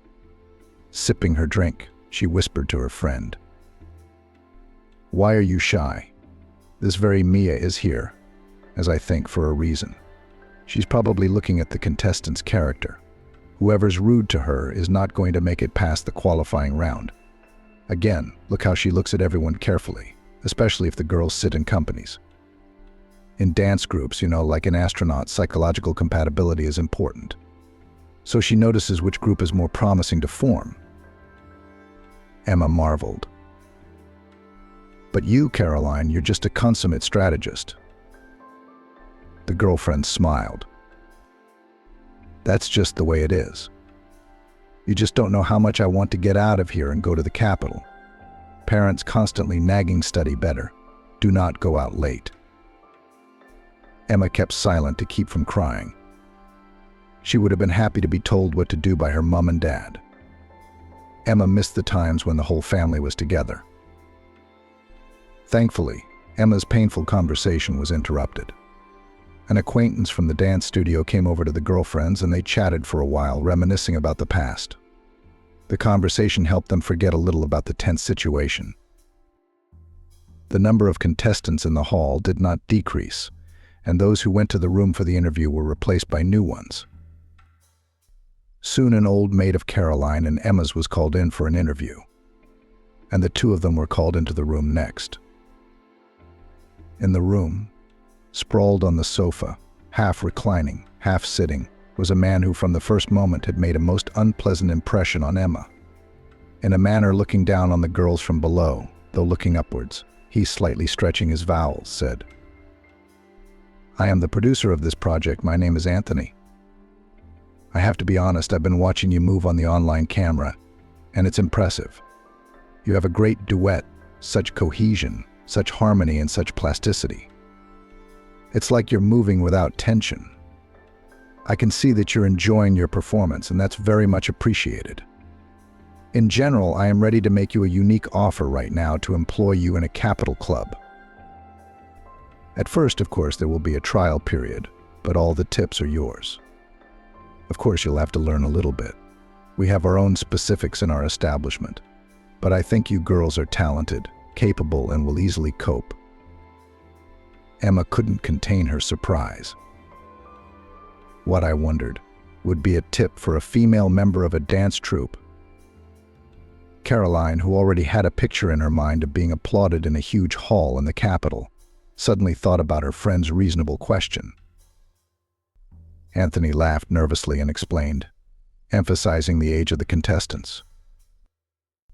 And it seems that minors were not allowed on our casting. So where did this naivety come from all of a sudden? Or do you want to break comedy here, batting your eyelashes? We'll have to dance at the club. The customers there are generous and hot. The producer never called the job what it probably was. But Emma realized she needed to get out of that room as quickly as possible. Taking Caroline under her arm, the girl correctly said goodbye. I'm sorry to have taken up your time, but we have to go. And contrary to fears, neither Anthony nor anyone else held the girls back. They walked quietly out of the former cinema building into the street. The always cheerful Caroline sank back, realizing that she'd almost got herself into trouble. Emma cheered her up. Don't worry, there'll be some proper auditions. In the meantime, let's get a taxi. I'm really worried about Gran. Caroline, who was feeling awkward, was uncomfortable to refuse, though she planned to give herself an extraordinary shopping spree to improve her mood. While the girls were in the taxi, Emma asked, "Let's not scare my grandmother with the truth about this fake casting. Let's just say it didn't work out. That's the real thing. She doesn't need to know the details."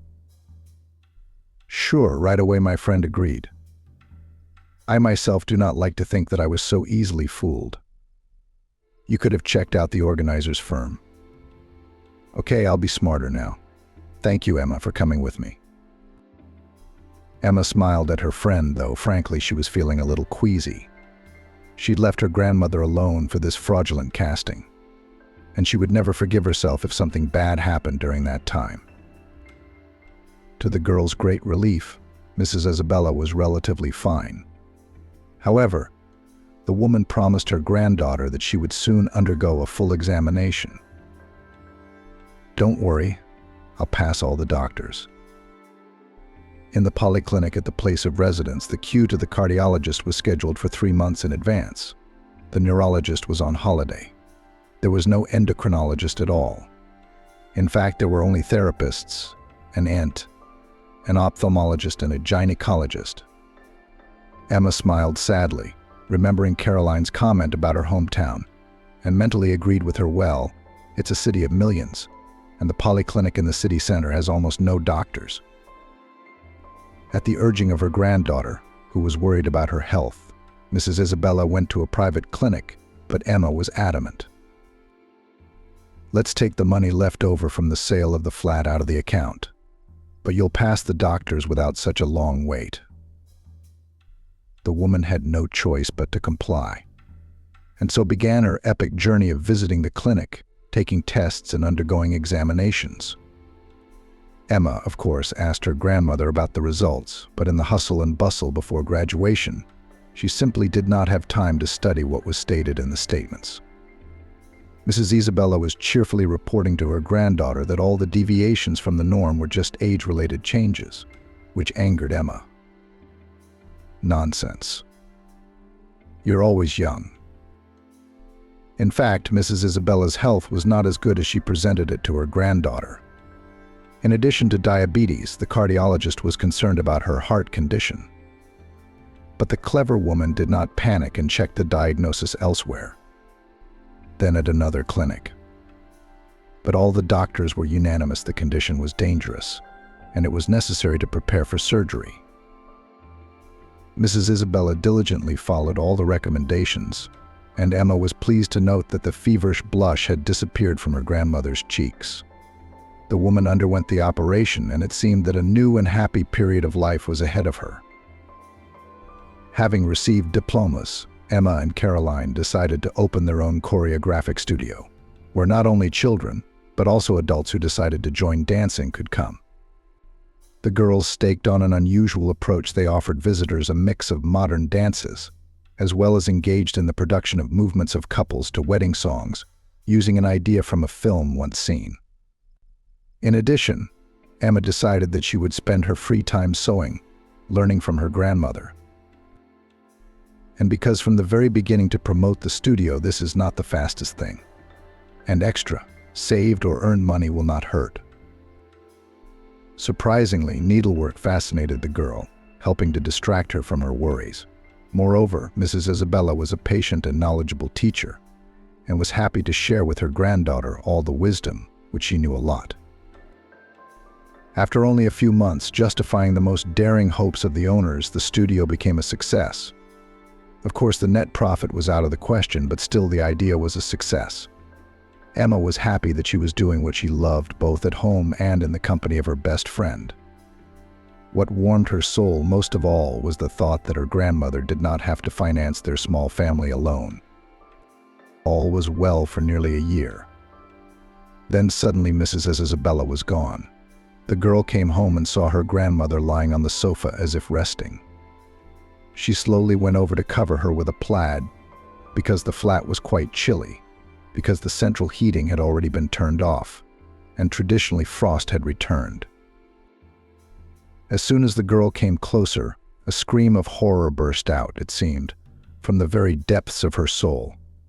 It was obvious that her grandmother was now beyond saving herself from the cold. The excitement she had experienced had proved fatal to Mrs. Isabella. In the turmoil of saying goodbye to her only relative, Emma found her outlet in the studio, dissolving in the movements, and watching the dancers closely, the girl drove away her pain. Caroline, who seemed to be doing just fine, tried not to flash her happy eyes so as not to annoy her friend, and came to visit her less and less often. Emma was not offended who would want to talk to a sad person. She was disgusted with herself. For a long time going through fabrics, which her grandmother had accumulated quite a lot of, the girl seemed to have conversations with her favorite relative, and it seemed that this was the only way she would be able, if not to forget about her heartache, then at least to reduce it. One evening, having lost track of time, the girl completely forgot about the rules of safety. When she heard the doorbell ring, she thought it was Caroline, whom she hadn't even seen today. Her friend had warned her that she couldn't make the class because of personal matters, and she'd probably dropped by to tell her something.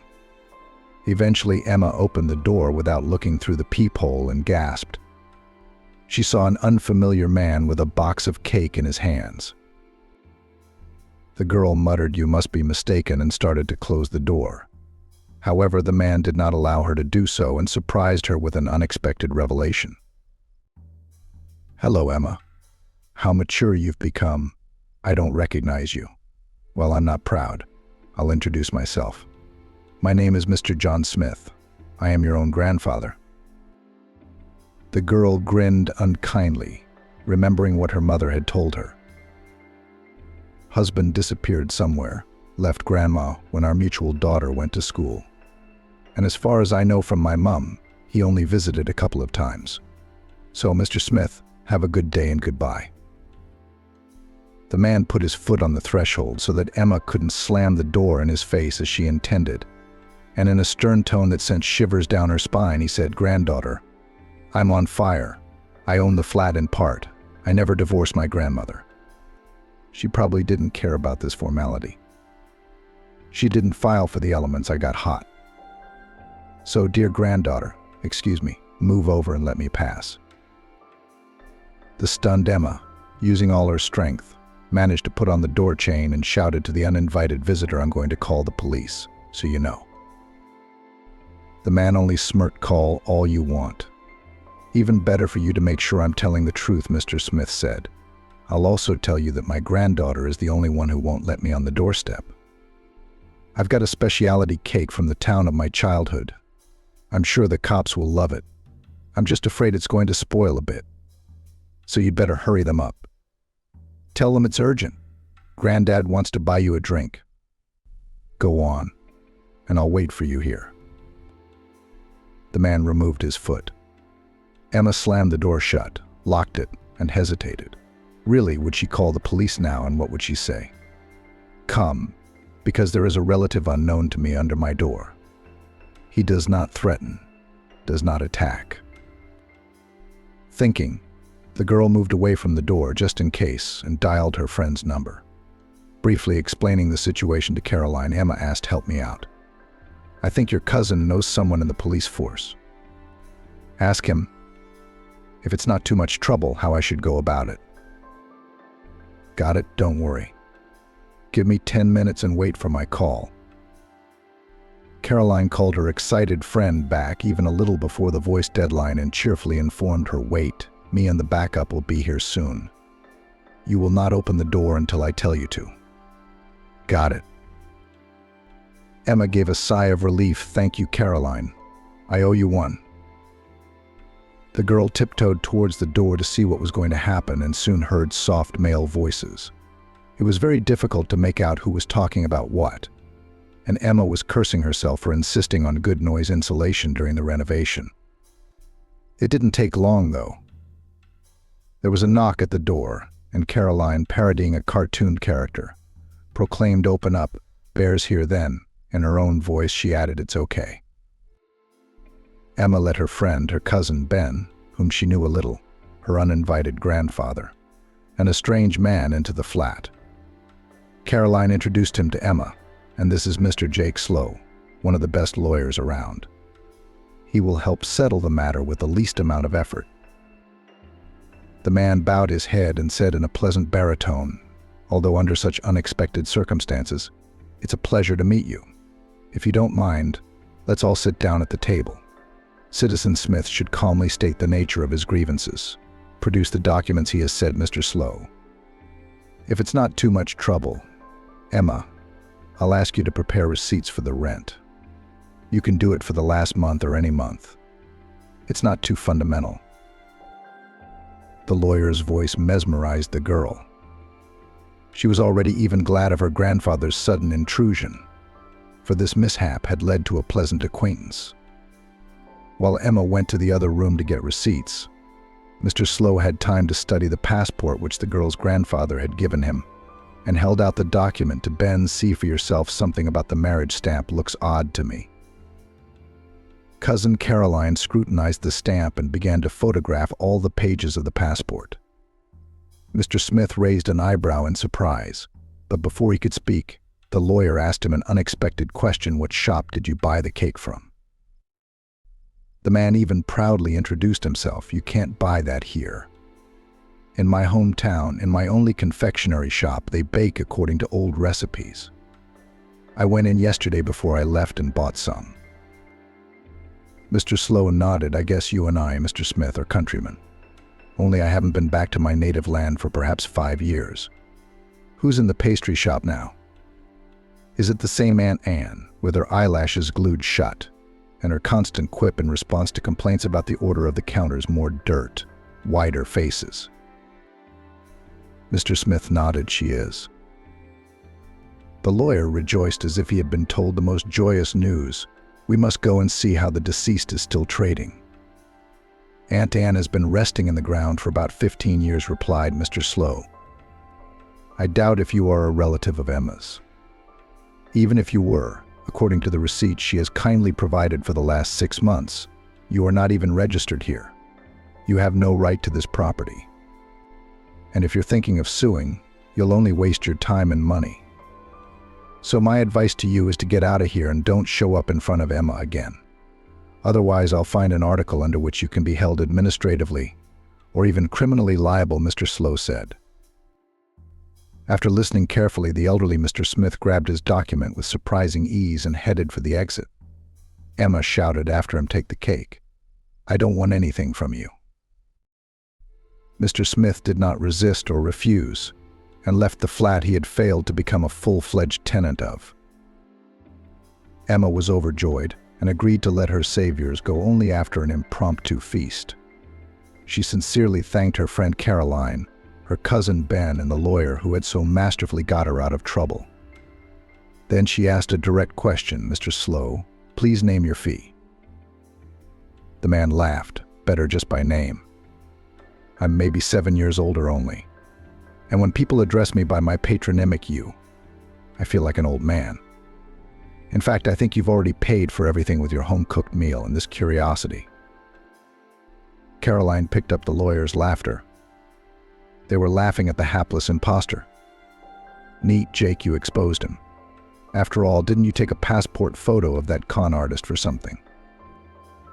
Caroline's cousin admitted, "Honestly, I just did it for solidity's sake. I thought I'd scare him by doing it. And I think it worked."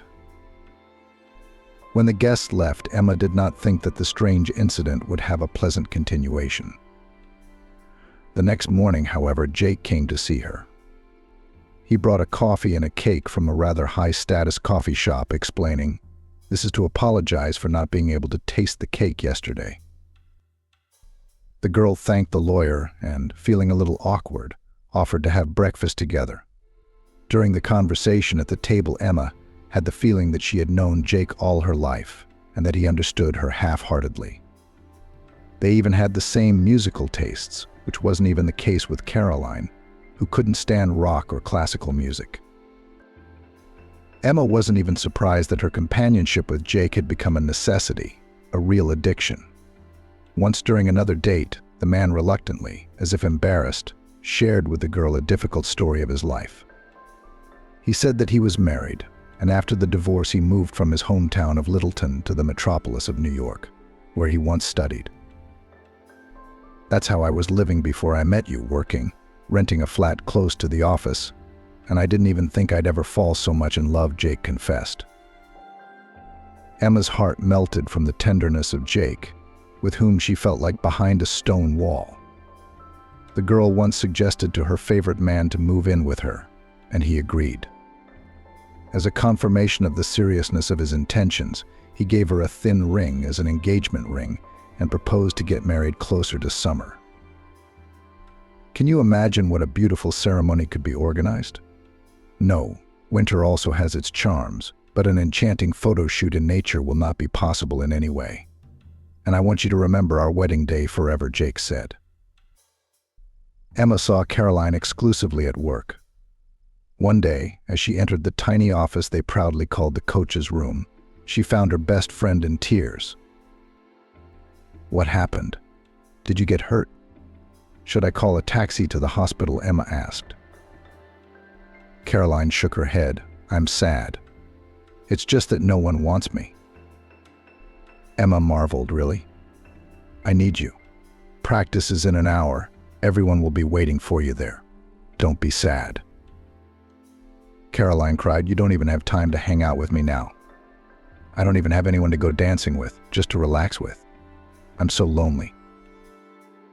Emma tactfully did not ask where the mysterious beau had gone, which made her friend's eyes shine so much, and suggested to her, "Why don't you come over to my place tonight?" Jake said he'd be working late. He's got somewhere to be. You and me, we're gonna relax. We'll organize a beauty salon at home, all sorts of masks, peeling, she suggested. The girls were in the middle of a fun conversation when Jake returned to the flat. He said hello to Caroline, kissed Emma, and after a moment's thought, invited the girls to an Italian café. Since that evening, the man had also taken an active part in making sure his beloved's friend didn't feel neglected and lonely. And at weekends, the groom took the bride and her friend to a country park hotel for a picnic with kebabs or rented a house at a camp where they could go skiing and snowboarding.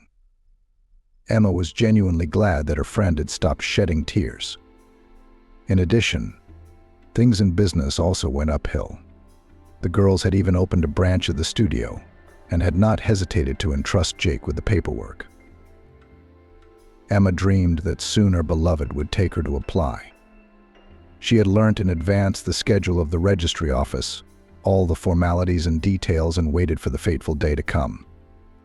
However, the man was alert and affectionate, But even though the last spring month was already over the middle, he did not talk about the official registration of the relationship.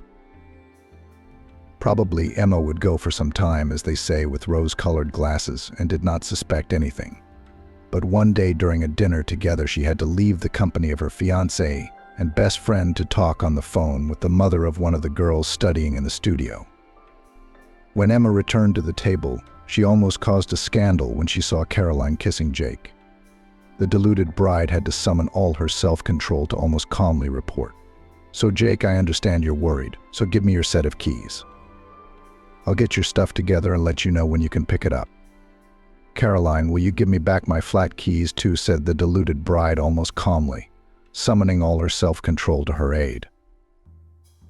Her friend, however, was not embarrassed, and rummaging in her purse, said in a perfectly mundane tone anyway, "I'm glad it's finally cleared up. Yes, Jake and I are together now. But come on, don't make a tragedy out of it." "Okay," Caroline said. "I'd like our business not to suffer because of your possible offense. Be professional. I realize it's going to be hard for you to see me. So I suggest we temporarily not cross paths until you cool off. Otherwise, it's scary you'll have steam coming out of your ears." Caroline smiled victoriously, dumping a bunch of keys out of her bag. Taking the keys to Emma's flat off the carabiner, she continued to outline her ideas. "We'll split the studios like this. The one closest to my house will be mine. You can safely train in the branch, pay minimum rent, and half of the profit that you will have you can take for yourself. The rest will be saved in accounts for future development. Seems reasonable and fair to me." Emma wondered, "Wait, Caroline, are you kidding me? Why on earth would I suddenly have to pay rent and give away profits? I'm actually just as much an owner as you are." Jake tried to reassure the girl he'd just dumped and lost a large part of his income because of her gullibility. "We're not scandalizing. People are already looking back at us. Kitten, understand, it happens. Don't blame yourself. You're a wonderful person, a talented and beautiful girl. You'll be fine. Let's stay friends." Caroline teased, "Let's civilize our relationship under new circumstances." "I think you're being overdramatic. I mean, you're the best dance coach in the world. But in business, I'm sorry you don't understand anything. Who signs papers like general powers of attorney, amendments to bylaws without looking? Jake and I are going to run the business. You do what you do best, show me how to dance." Emma remembered that indeed, trusting solely in Jake's verbal recounting without even reading, she had signed a few sheets and flared up. "So you're trying to make me look like a benefactor by knocking me off my feet and taking away the joy of doing what I love." "Oh, you're so good," Emma said indignantly. "But be warned, I will not give up. I'm not going to let you wipe your feet all over me." Grabbing her purse, Emma ran home, not looking back at the calls to stop that the traders shouted after her. At home, running from room to room, turning to the kitchen and bathroom, she grabbed Jake's things she saw and threw them on the bed. Then she tied up the corners of the bedspread and dragged the unexpectedly heavy knot to the door so she could shove it over the threshold as soon as her ex-fiancé arrived. Finished clearing the flat of Jake's belongings, Emma rushed through the papers she had at home. The more the deceived girl immersed herself in reading, checking the meanings of terms on the internet when necessary, the more horror enveloped her. How naive she had been. How insanely gullible. How right her grandmother had been in saying that one should never trust anyone unconditionally. Such a blow from Caroline, whom she considered her best friend, and from her fiancé, Emma couldn't have imagined even in her worst nightmare. The power of attorney she'd given Jake had played a very bad trick. The man had taken advantage of her boundless trust and legally arranged it, so that Emma had almost no rights to the studio. She was no longer a co-owner, but an ordinary employee, and could not even take a holiday or set a convenient working schedule without Caroline's agreement. Emma could have quit now, of course, but she decided to work for at least a month so that she could prepare her escape route, rent a space and set up a new studio, luring in as many clients as possible. She hadn't even spoken to Jake, who'd come to pick up her things. As soon as the bundle with his things was on the landing, she hurried to close the door. Emma went to her beloved studio as if it were hard labor. And after a week, the flow of clients noticeably decreased. Even regular pupils and students began to refuse from classes. Emma blamed herself, thinking that the training lacked enthusiasm and the spark that ignites talent in people who are shy to dance. But one day, one of the first visitors, who became a regular, opened her eyes to what was going on. It turned out that Caroline brazenly simply lures customers to her room, not disdaining any methods. The most harmless method of her ex-girlfriend, a lie that Emma is supposedly going to go away, and therefore she does not have time for classes. Thanking for the valuable information, the girl said goodbye to the visitor and went to the coach's room on wobbly legs. She wanted to take her things quickly and, having got home, to have a proper rest. However, she decided first of all to write to her former friend that she was quitting. She immediately fulfilled her intention. The reply message that arrived in the messenger on her phone completely knocked Emma out of her rut. It was a picture of a framed invitation to Caroline and Jake's wedding reception. And with the mocking caption +1 before she could catch her breath, another message arrived: "We would like you not to be angry with us and to share our moment of joy. The uniforms are dressy. Caroline and Jake." Emma was shocked. What had she done to humiliate her like this? Why were the people she thought were her pillars of strength now pushing her into the abyss of despair? Had she misjudged them so deeply?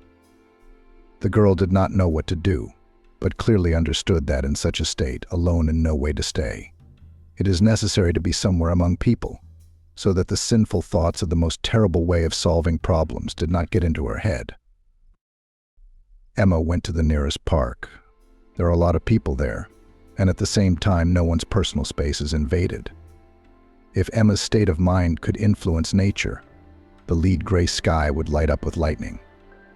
People trying to hide from the weather would have been hit in the face by prickly rain, and wind gusts would have torn down the marquees of established street cafes. Except that it was almost the opposite. The mood of one unhappy, humiliated girl did not change anything. The sun shone brightly in the sky. The young greenery on the trees gave a nice thick shade, and the park looked perfect. The unknown landscape designer had obviously tried to create a magnificent landscape, and he had done everything with a soul. The park was much cozier than Emma remembered, and she sat down on a bench to try to get away from all the excitement that had almost made her sick today. She felt like she was performing on stage, and once again the music disappeared. Only this time the girl had no idea what dance she was doing or what tune was playing at all.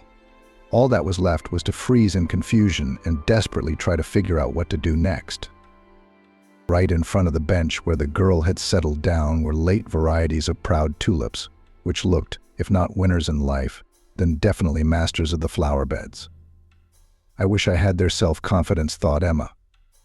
And her thoughts were suddenly interrupted by a man's voice. "Why are you crying?" Emma, who hadn't noticed she was crying, had no intention of talking to anyone and said nothing to the curious stranger. He went away but soon returned and sat down beside the sad Emma. The stranger had 2 ice creams in each hand and a fluffy cloud of candy floss. The man began to patiently explain to stop the girl who was about to jump up and run away from him. "Don't be frightened, Emma. But I happen to know you even though we are strangers. I work for a private investigator who was commissioned by your grandmother to work on solving your parents' murder, since we seriously feared that the villains would use every means to affect the course of justice. My boss instructed me to keep an unspoken eye on you. So I guess you could say you've been under my tacit surveillance for months," the man continued. Emma took a closer look at him. He might have glimpsed her once around, but she couldn't be firmly sure of that. The stranger, smiling, introduced himself. Sam Swan, an employee of the secret private agency. After introductions, the man handed Emma an ice cream cone and candy floss, explaining, They said in the cinema that ice cream seemed to make it more fun. But I thought you might have a sore throat. So I got you some candy floss. I, for one, love cotton candy. Emma was in a bad mood, and she didn't answer Sam very kindly. You may enjoy it. I try not to eat any of those kinds of sweets. The man smiled. Well, no, you don't. Really, I can't eat that much myself. Wait, I'll treat those boys who are counting change at the kiosk and I'll be back. She didn't know why, but Emma obeyed and waited for Sam. The assistant detective asked, You may consider this a professional inquiry, and if you're uncomfortable with it, you don't have to answer. But I'll ask you this, why are you crying on such a lovely day in this beautiful park? Emma grinned and decided to share her distress. It might have been a lovely day if it weren't for one thing. Today, 2 traitors have taken to inviting me to a wedding. My ex-fiancé is going to, what was it called, solemnize his marriage to my former best friend. And it's a mock invitation. It's for 2 people. They know I don't have anyone to go with. They're mocking me. I just don't understand why. Without knowing why, the girl briefly told Sam the sad story of her failed love, and the man even whistled. Listen, Emma, you may not believe this, but my gut tells me that someone elegantly set up your acquaintance with this Jake. You say he seemed to know everything about you, took you at your word, shared your interests. That's pretty smooth. Did you hear the name of Ben, who took your grandfather's passport photos? The girl answered in the negative but asked, Why do you need this information? Sam didn't hold back. You know, your grandmother was more than generous. I got a very large sum of money for my work, much more than I expected.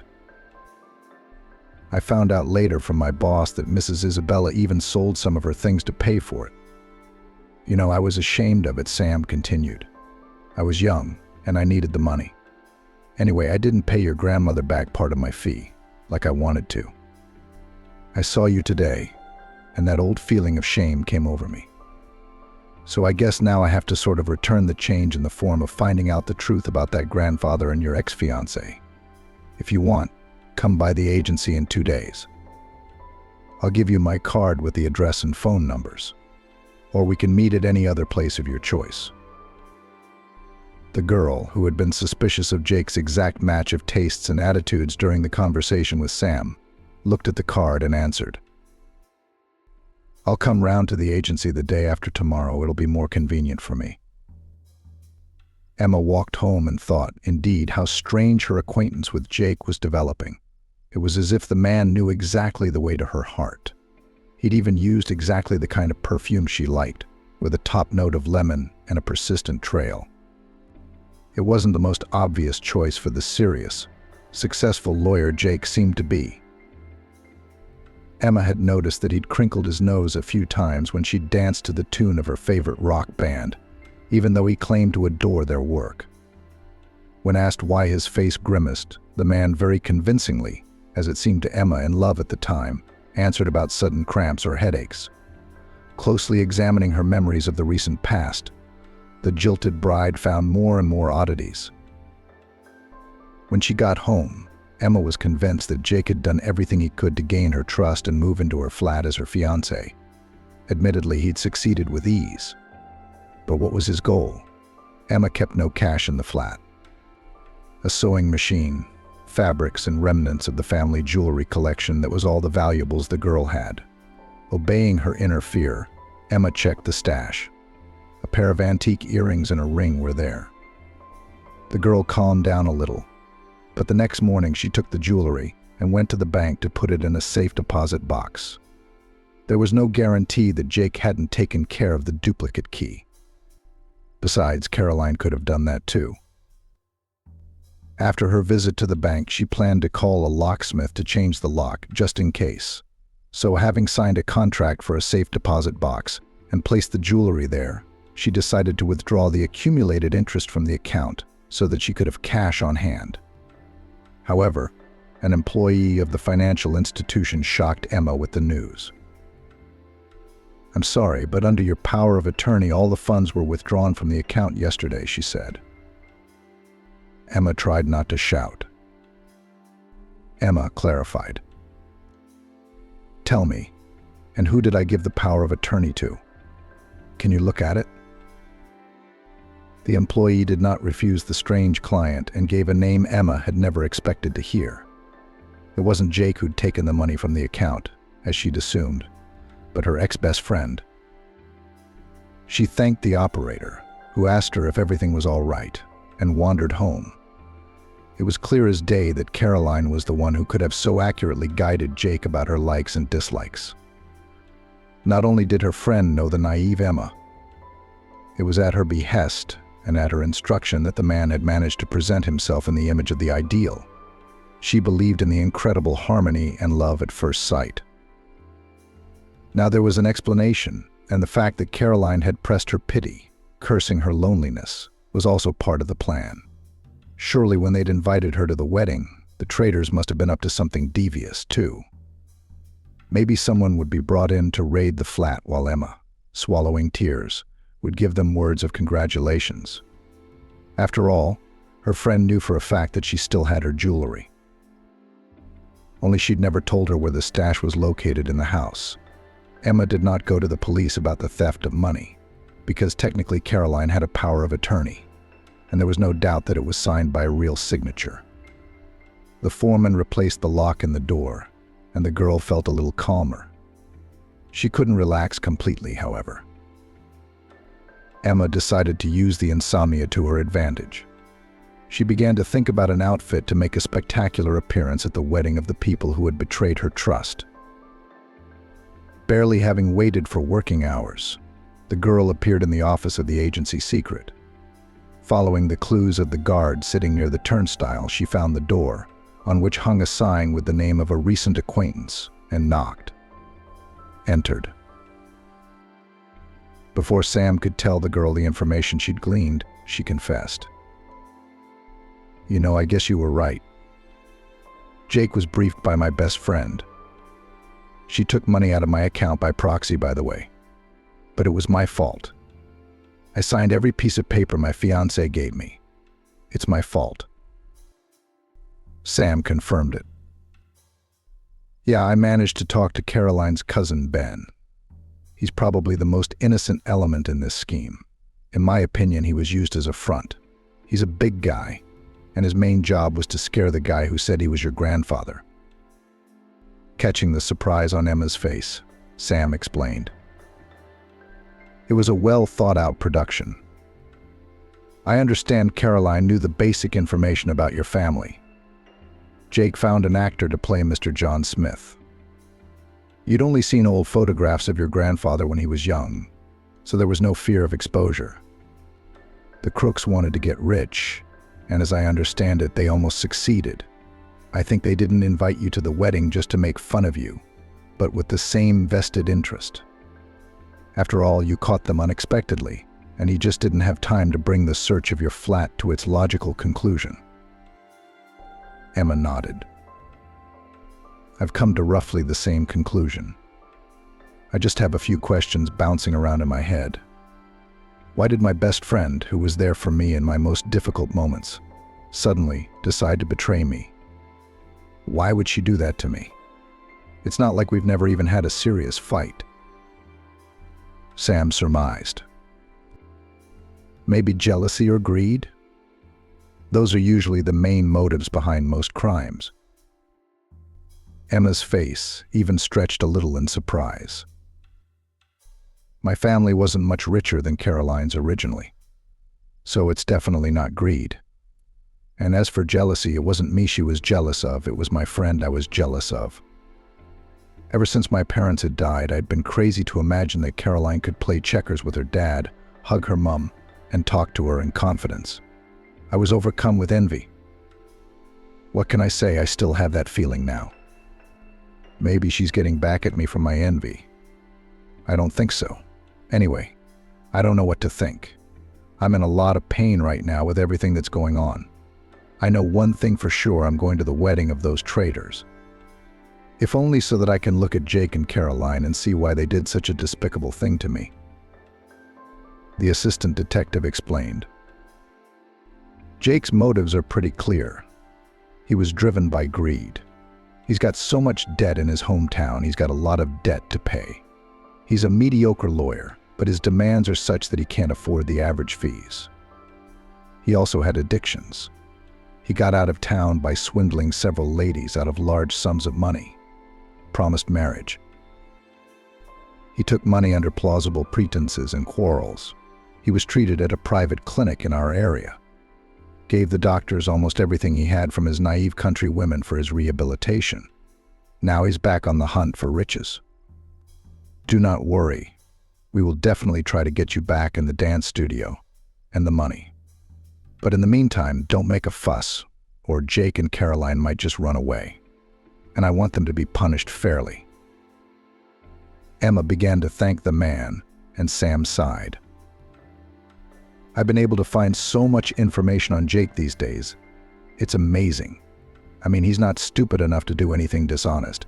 He's a real master, but he's probably overconfident. You want me to tell you all the tricks he's pulled in this town right now? Or better wait. And then at the wedding you'll see everything. Although Emma had a desire to know everything at once, she, after a little thought, answered, I think I'll wait. I don't feel like getting deeper into the mud right now. I've had enough of what I've learned so far. There are only two problems left: what to wear and who to go with. I'm working on the first one, but I don't know what to do about the second. Sam, why don't you keep me company? Don't think I'll pay for the escort, because that's a separate job. The man shook his head negatively. No, I'm not fit for a spectacular appearance. My appearance is ordinary, unremarkable, and, to be honest, even mediocre. But you come with me on your arm, and what? Only at the first moment your detractors will feel pleasure. They'll say they couldn't persuade anyone better. If you're going to make a spectacular appearance, you have to deal them a crushing blow, so that they'll be in a bad mood. Listen, I think I know just the man for you. If it works out, it'll be amazing. And if it doesn't, I'll keep you company, of course. It may not be the most glamorous exit, but I'll give you some amazing information. Emma agreed with Sam that they would meet half an hour before the wedding and agreed on the place. Saying goodbye, the girl went to the needlework shop to buy fittings for her planned outfit. She had only 2 weeks left to create a stunning dress. Not the shortest of deadlines, but the idea wasn't too simple either. Emma was nervous and stabbed her fingers with a needle several times until they bled. In order not to cry from resentment and pain, the girl remembered her grandmother's words that by omen a thing sown with such incidents will definitely turn out perfect. The girl did not have to rush to work, and she missed her classes. But she wasn't going to go to Caroline's house and ask to go back. Emma was warmed by the thought that it was likely that the studio would soon be in her possession again, though her gullibility had already failed her. The girl trusted Sam to be honest with her. On the day of Jake and Caroline's wedding, Emma had looked truly dazzling. She looked like a tongue of flame with both color and vague associations. The top of the dress had a daring asymmetrical neckline, and the flared skirt with high slits at the seams fluttered playfully as she walked, revealing nothing too much, but perfectly arousing her imagination.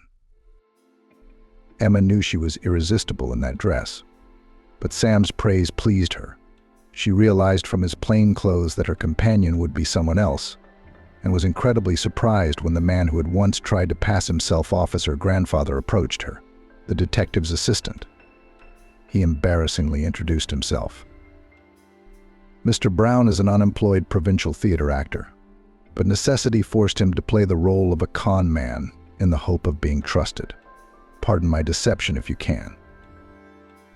Emma's heart was pounding as before an important performance, but she pulled herself together. She took Mr. Brown under her arm and walked with him towards the restaurant rented from the businessman. At the entrance, they were suddenly met by Caroline's parents, who greeted their daughter's friend very warmly. and regarded her companion with undisguised interest. The bride's mum cordially invited. "Oh, Emma, how glad I am that you have come. Come in. Almost everyone is already gathered there. Have fun, relax, be happy for Caroline and her fiancé. Such a fine man. I hope you get lucky one day. You deserve it." Emma was having a hard time with this conversation, and as if sensing it, her companion squeezed her hand a little harder. Caroline's father admired the way his daughter's friend looked, being rewarded with a disgruntled look from his wife, who dragged him along. "Have you forgotten where the steward has directed us? Come quickly, I'll see you, Emma." The woman spoke almost at a run, dragging her husband after her. As Emma and Mr. Brown crossed the threshold of the banqueting hall, she was pleased to note that Caroline and Jake had frozen like statues when they saw the guests. The bride and groom didn't look happy at all. With some control over their emotions, they waved to Emma and her companion. Caroline reached for the groom's ear. "What's that drunk doing here? You told me he'd get the money he's owed and drive off where no one could find him." Jake put his arm around his fiancée, pulled her close, and replied, "I don't think Emma has anything serious planned against us. It's just someone who looks like her. She has a good visual memory. She may have guessed that Grandpa showed up on her doorstep not by accident, but so I could get to her quickly and without suspicion. So she decided to annoy us, to demoralize us, to poison the joy of our happy day. She thought about it, recalled what this supposed Mr. John Smith looked like, and hired someone. There are plenty of actors in the country dreaming of an easy way to make money. So relax, Caroline." Emma and her companion tried to act as if nothing had happened, and not to stand out from the rest of the guests in any way, neither by being overjoyed nor by frowning. Thanks to the lady hostess, they found their table almost instantly and sat down, waiting for the start of the party, which promised to be very special. Emma was pleased to note how anxiously Caroline was looking at her. And meeting her gaze, she smiled as sweetly as possible. She had no idea what kind of surprise Sam had prepared, but she was excited. At a signal from the hostess, Caroline's parents brought a huge loaf into the banquet hall, and the fun began in full swing. The guests congratulated the newlyweds. The bride's parents sang a duet song. The aunt on the groom's side organized a long presentation of small souvenirs to rhyme. Emma was getting more and more worried, but Mr. Brown reassured her, and when the steward announced it was their turn to congratulate the newlyweds, the man whispered quietly, "Well, Emma, here we go. Let me do the talking, and you listen and be glad you learned about the real nature of your ex-fiancé in time." Caroline coughed with excitement, and Emma's companion, carefully supporting her, took a seat in the middle of the hall. The experienced actor didn't even need a microphone. His well-pitched voice, which surprisingly had not lost its sonority after years of libations, was heard in all corners of the hall. "So, ladies and gentlemen, Mr. Brown addressed the audience. I suggest we turn our attention to the screen." The hostess switched off several rows of lamps and the room became much darker. Suddenly, to the sound of Mendelssohn's March, racy images of the groom with other women began to appear on the screen. Mr. Brown accompanied the changing images with brief information about the names of the groom's lovers. When Jake came to his senses, he tried to shout out the unexpected guest and convince everyone else that the image on the screen was a photo montage. But a seed of doubt had been planted. Caroline seemed to be completely unaware of her fiancé's amorous nature, and after the photo of Jake and Emma's company had been followed by shots of her, and the unusual film continued with other ladies, she slapped her fiancé and shouted at him, unashamedly, "Gad, you said you only cheated Emma. We're going to live happily ever after. You got me to help you take her dance studio away from her. And he's only hooking me up for profit. I should have known better than to follow you. You decided to get married. And then what were your plans? Run away with the money you gave me, take my business away from me too. I hate you." Finally, Jake's display of unfaithfulness was over. The lights came back on, and Sam Swan entered the room, escorted by police officers. "Unfortunately, the festivities will have to come to an end," he explained. "The main celebrants are suspected of fraud." Caroline's parents rushed to the law enforcement officers to explain that there had been a mistake. But the police were adamant. Jake and Caroline were handcuffed and led to the exit.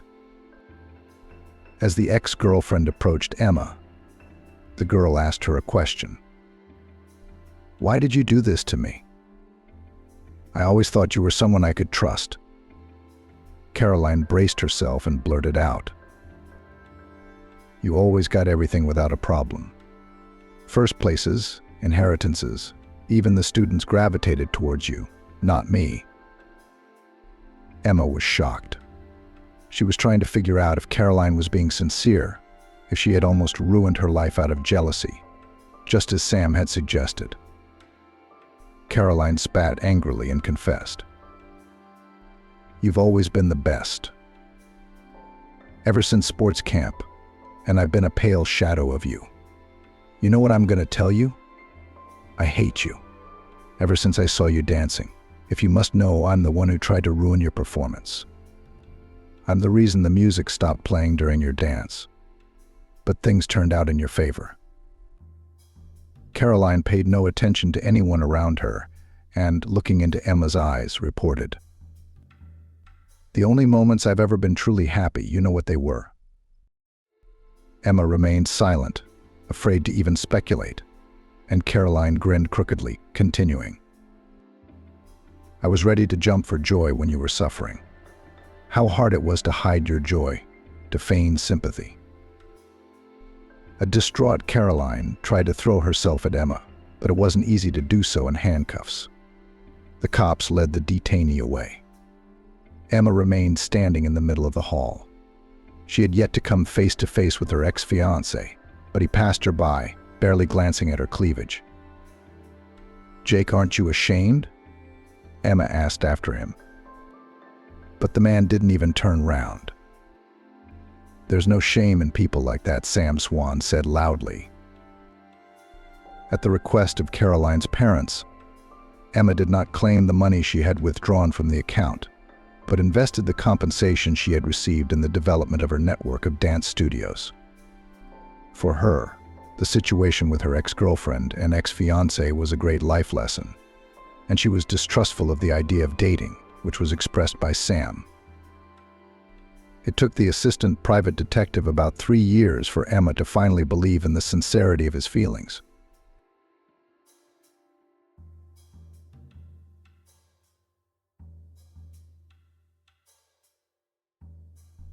A millionaire widower hired an orphaned orphan as a carer for his daughter, and once home early. P4. Amanda was experiencing the very real state of dread of a clean slate, even though she was neither a writer nor a journalist. Tomorrow she was starting a new life and a new job with accommodation. The employer is a wealthy, powerful businessman who clearly doesn't know his capital account. Without further ado, he made his conditions to her over the phone. "I need a carer with a degree in psychotherapy to be near my daughter 24 hours a day. I have a comfortable country house with excellent living conditions. You will be completely comfortable, but for the 3 months of your probationary period, you will not get a single day off. A generous salary will compensate you for this temporary inconvenience." And the man, who called himself Carl, quoted her fee so much that Amanda's legs gave out.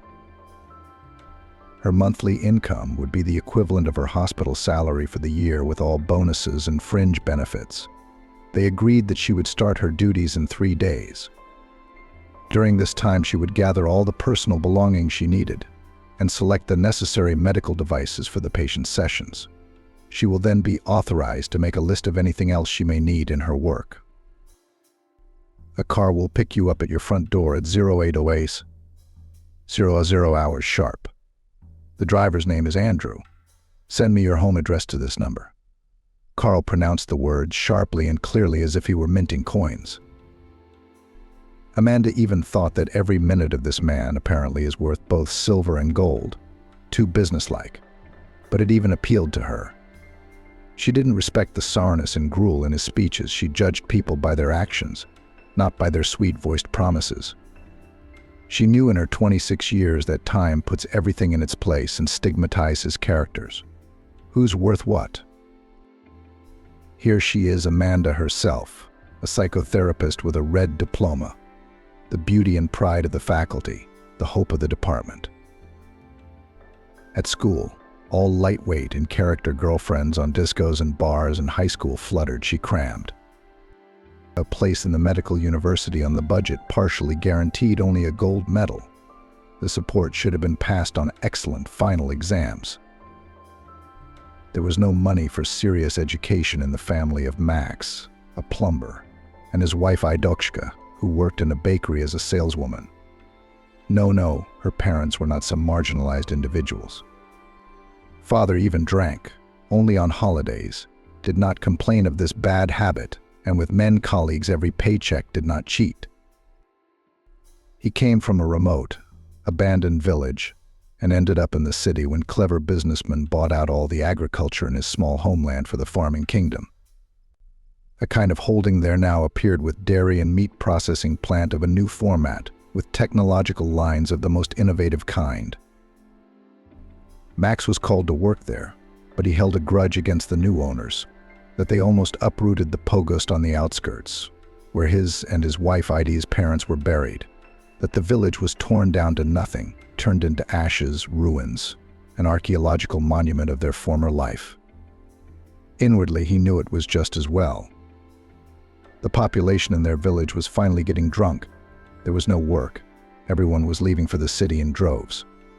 Only he and Ida held on to their hut and 10 acres of land, but then they gave up too. Amandochka was 14 years old at that time. That's how she became a city girl. With the proceeds from the sale of land and house, they bought a 2-room flat in the city. The 5-story red brick building was strong. It would stand for a long time. Max was taken to the factory with open arms. The salary was small, but their family made ends meet. Ida quickly made friends with the women neighbors. They told her there was room in the bakery. The old saleswoman had just taken a well-deserved holiday. Working Ida was well received, not offended. Happiness ended overnight. Max came to pick up his wife from the bakery in an old car. Clumsy bread van, in the courtyard, clumsily turned around, crushed under himself a kopeck, not even immediately noticing what happened fate. The driver and passenger died on the spot. Amanda's urban life began with orphanhood. Amanda used to rush to school like a prodigy. Always loved to learn, books about relationships between people so in general swallowed overnight. So she was interested in who and how of the heroes will act when he tail-nailed, in a stalemate plunged into a stalemate with all the guts, in front of the choice put. And the orphanage, where she got after the tragedy, at first snickered, but then sublimated on the study, not to think, not to remember untimely departed loved ones. 6 months later, her foster parents took her under guardianship, but warm, cordial relations with them were not born. She moved to them in 2 rooms and a communal room, still not an orphanage, where everyone dreamed of a family and parents even at a young age, but she dreamed of growing up and living alone. Naive, touching young lady Amanda tried to assess the behavior of people, to guess who and how they would show themselves, taking into account their temperament and character, a kind of homegrown psychologist. And even more, she liked to think about the fact that a person can be broken, to change the line of his behavior, to convince. In the 10th grade, Amanda disappeared in the scientific library, where she read Freud, Jung, Bandura, Halperin, Beck, Bechterew.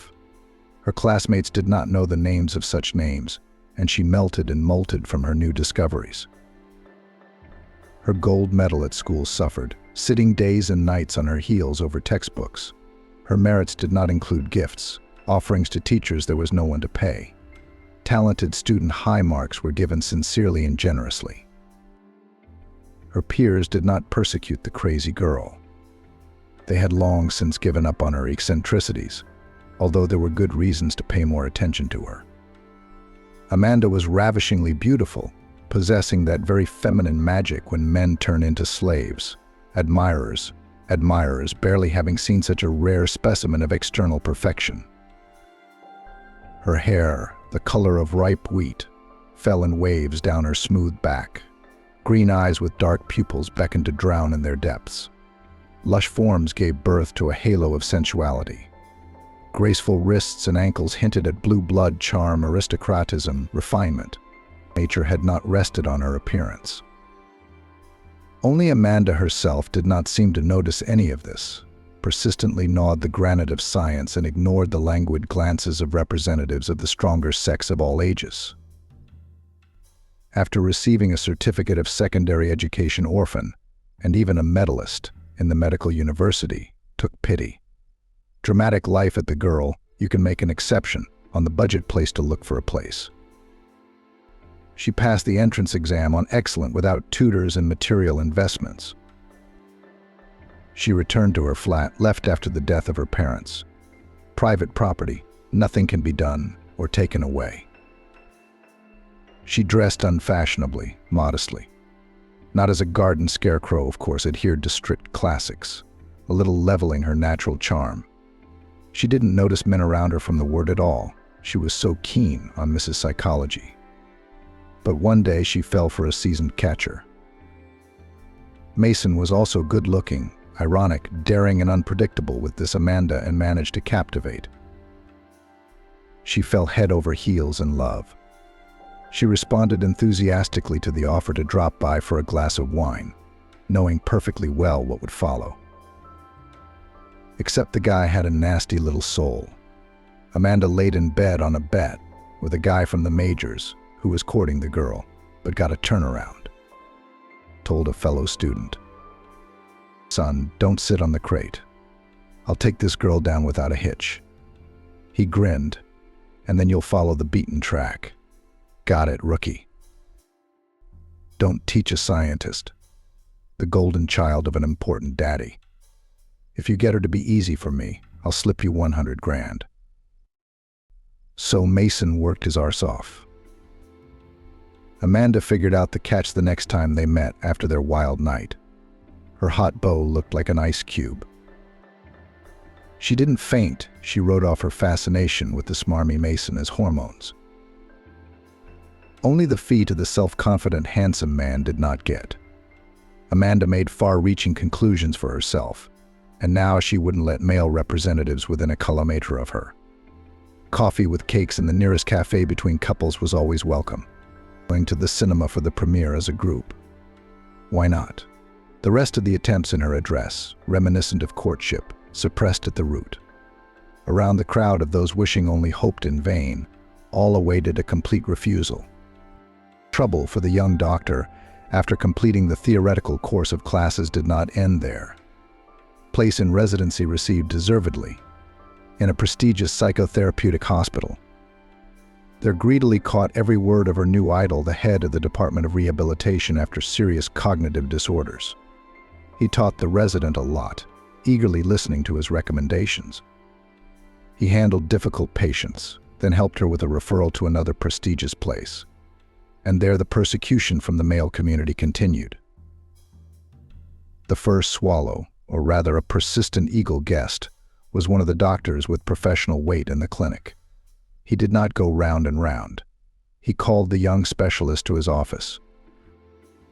"We need to have dinner with you today to discuss the prospects of your work in our institution. Warn me at home that you won't come for the night."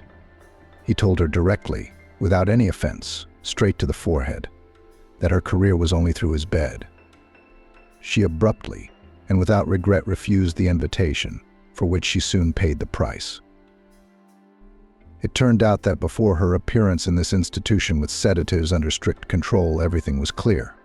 Then she showed up, and expensive pills started going missing in packs.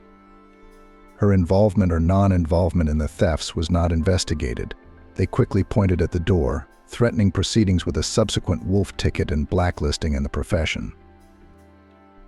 The next incident occurred at the specialized ambulance station where she got a job.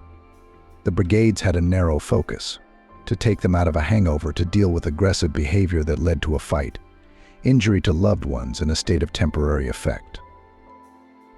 Their patients were people on the brink, balancing between the diagnosis of incompetent and incapacitated, living between bouts of mental illness and remission. Why weren't they isolated from society? There were plenty of reasons. Somewhere relatives ransomed the blood babies, and somewhere the border guards themselves were able to prey with the help of money and connections from suspicions of abnormality. Amanda had never realized there were such medical services in their city. She'd been brought here by the same call from a faculty member who'd patronized her during her residency. The trips to the inadequates, as her team called them, were over in a month. That time she was on the same team as the head of their office. He also sometimes took part in psychological raids, saying that he hadn't been to the circus for a long time and wanted to have fun. Amanda was disgusted by his cynicism, but had no choice. After a fairly quiet shift, the supervisor volunteered to give her a lift home. The institution was located outside the city. The first bus was still an hour away. Everyone was tired after a sleepless night. On her own head, the young woman agreed. But the chief didn't go to the city, but drove her to the nearest woods. "Bolly, I don't like ceremonies." He breathed in her face with his breath. He wasn't afraid of anything. When already in the car, he drank half of a flat glass flask of cognac. Amanda immediately wanted to leave the car, but he only laughed. "I have half of the city receive certificates of sanity in the right cases.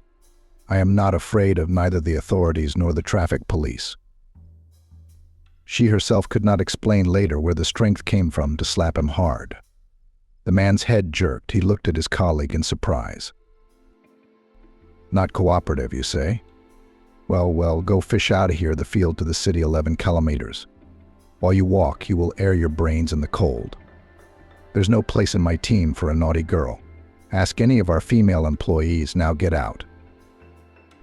Amanda didn't ask anyone. The next shift, she wrote a letter of resignation, and that was that. Out of practice again, out of work again. She stayed home for a month and a half. None of the clinics did not want to take her even to the place of a nurse. Rumors of her unreliability filled the medical world, and it was up to everyone to interpret them. Amanda's psychotherapist, advanced in matters of different types of aggression, was well aware of such a Western phenomenon as harassment, but the woman had never imagined that she herself would become its victim. She did not yet know how the owner of a bright female beauty to put up barriers against vile molestations, rudely violating her personal space. This was something she would have to think hard about in the future. A call from Carl the day before had interrupted a long string of bad luck. She wouldn't just go for the job, she'd crawl into it if she had to. Why was she so scared and excited at the same time? She couldn't explain it herself. "What will the coming day bring me?" she hummed for some reason in a bass voice, and then asked further, "Will I fall pierced by an arrow?" Then she would laugh loudly to drive the nasty fear further inwards. The job was ambiguous. A carer for a girl with a fatal blood disorder and Asperger's. The notorious syndrome was unfamiliar to ordinary people, far removed from medical terms. In a nutshell, its effect on patients could be characterized as inability, impossibility, or inclination to communicate with the outside world. Existence in their own narrow world into which strangers were rarely allowed. In society, such people are called autistic. The anamnesis of Amanda's future ward was aggravated by a serious blood disease, autoimmune in nature. Inside the unfortunate victim, some cells kept proving to others that they were the main ones, destroying the body tissues caught on the warpath. The patient's condition was now rated medium severity. Protracted remission gave her father a chance to be near his favorite girl longer. But how long the insidious disease will behave decently knew, in all probability, only the Almighty in heaven. The doctors only parted their hands. Carl, we are doing everything we can, but only a miracle can help the girl. You and I live in the real world with its cruel laws of Mother Nature, ruling over all living beings on the planet. I've heard it all 1,000 times, replied the inconsolable father. What's your advice? How can I brighten her life if she does not react to anything unconcerned, inactive, quiet, and silent? I've never seen if she can smile. 16 years of constant uncertainty. It can drive you crazy. The renowned autism spectrum disorder specialist sitting in the chair across from Carl thought for a few seconds, then said, I have one doctor with a not-so-successful professional path, doesn't get along for long in any treatment facility, and I can't get from her the reasons for these constant fiascos. She was one of the most intelligent students on my course, gave great hopes, burning desire to benefit disadvantaged people, followed all the methods and innovations in our field, and in clinics deflated like a balloon. Unfortunately, I cannot patronize every brilliant student of mine. Made a couple of patronages for her, but it didn't work out. She and I recently met by chance at a cake shop where I was buying a cake for my wife's birthday. Exchanged contacts in case I had information again about vacancies somewhere in our sponsored hospitals. Invite this girl, she did her residency at my hospital, and I can vouch for her almost as much as I can. Carl weighed the pros and cons and decided that he had nothing to lose. The old carers couldn't cope with Elizabeth. So maybe this young girl could do something? There were quite a few residents in his large house. His favorite cook Vanessa, who had been with him for 30 years, her son Ashley, the gardener and Vanessa's au pair, a maid with the exotic name of Gabriella. There's room for the unknown Amanda, with 4 guest rooms empty. Baby, as he called the maid to himself. I'll have to give her the order to do it. The ice of the experiment that would turn their lives around had broken. Amanda decided to start the radical changes in her life with her appearance. She needed to create a new working image that would hide her natural beauty as much as possible. She didn't want this heavenly gift, which she thought was unnecessary and undeserved, to interfere with her work again. The young woman's not-so-extensive wardrobe consisted of loose trousers, baggy skirts in dark colors, oversized jumpers, blouses, low-cut shoes, and boots. A couple of funny pajamas with Chibarashka and Gina and bunnies on the lawn on the prints. Amanda liked lingerie, lace, and silk, so no one would see it under her loose clothes. Her hair was a bit of a mess. They did not want to be braided into braids, which were destined to form a curl on her head. The image was completed by glasses with neutral glasses without diopters. She had bought them for a masquerade party at the university a long time ago. Now they came in handy again. Satisfied with the fitting, Amanda put her camouflage ammunition into a large bag and went to collect her specialized books with much more pleasure. While her patient was resting, she would read everything about autism in more detail. You don't just start treatment from scratch. You need a sober, rational approach to everything. At 08:00 this morning, as promised by Carl, Amanda's doorbell rang with a smiling guy. Hi, I'm Andrew. Let me take your things to the car. The chief has asked you to check everything thoroughly for any forgotten items. You won't be able to leave for 3 months. Amanda felt so warm and relaxed by his words. She thought we'd work together. I'll do everything I can to make it work. The journey to her new home took just over 3 hours without traffic. The train station is 2 kilometers away. As if Andrew had read her mute question. There are 6 cars in the garage, 2 drivers. Anything that needs to be bought and brought in, you'll leave it to me. Amanda looked curiously around the majestic, but very pretty house of gentle sandy color with brown original elements of decor on the facade, balconies, a large terrace.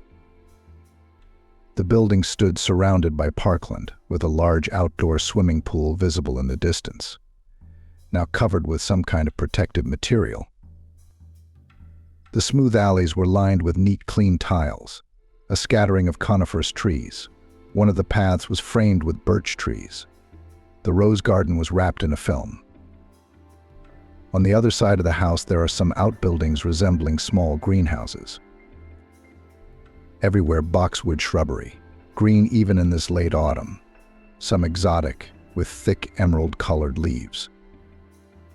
There's a whole guard lined up on the porch. "Welcome to our home." These are the words of a tall, formidable woman with a mop of bright red hair. "My name is Vanessa. I'm the housekeeper, like Carlson's freaking Bach, and I'm also the cook." The woman smiled a wide, kind smile and held out a large, soft, warm palm to Amanda. "This fellow with the rake is my son Ashley. He's a bit of a handyman out of boredom, but his favorite is the garden. It's his domain," Aunt Vanessa continued. "Have you met Andrew?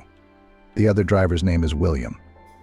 The only one left is our maid Gabriella. Her mom's Spanish. That's where the name came from."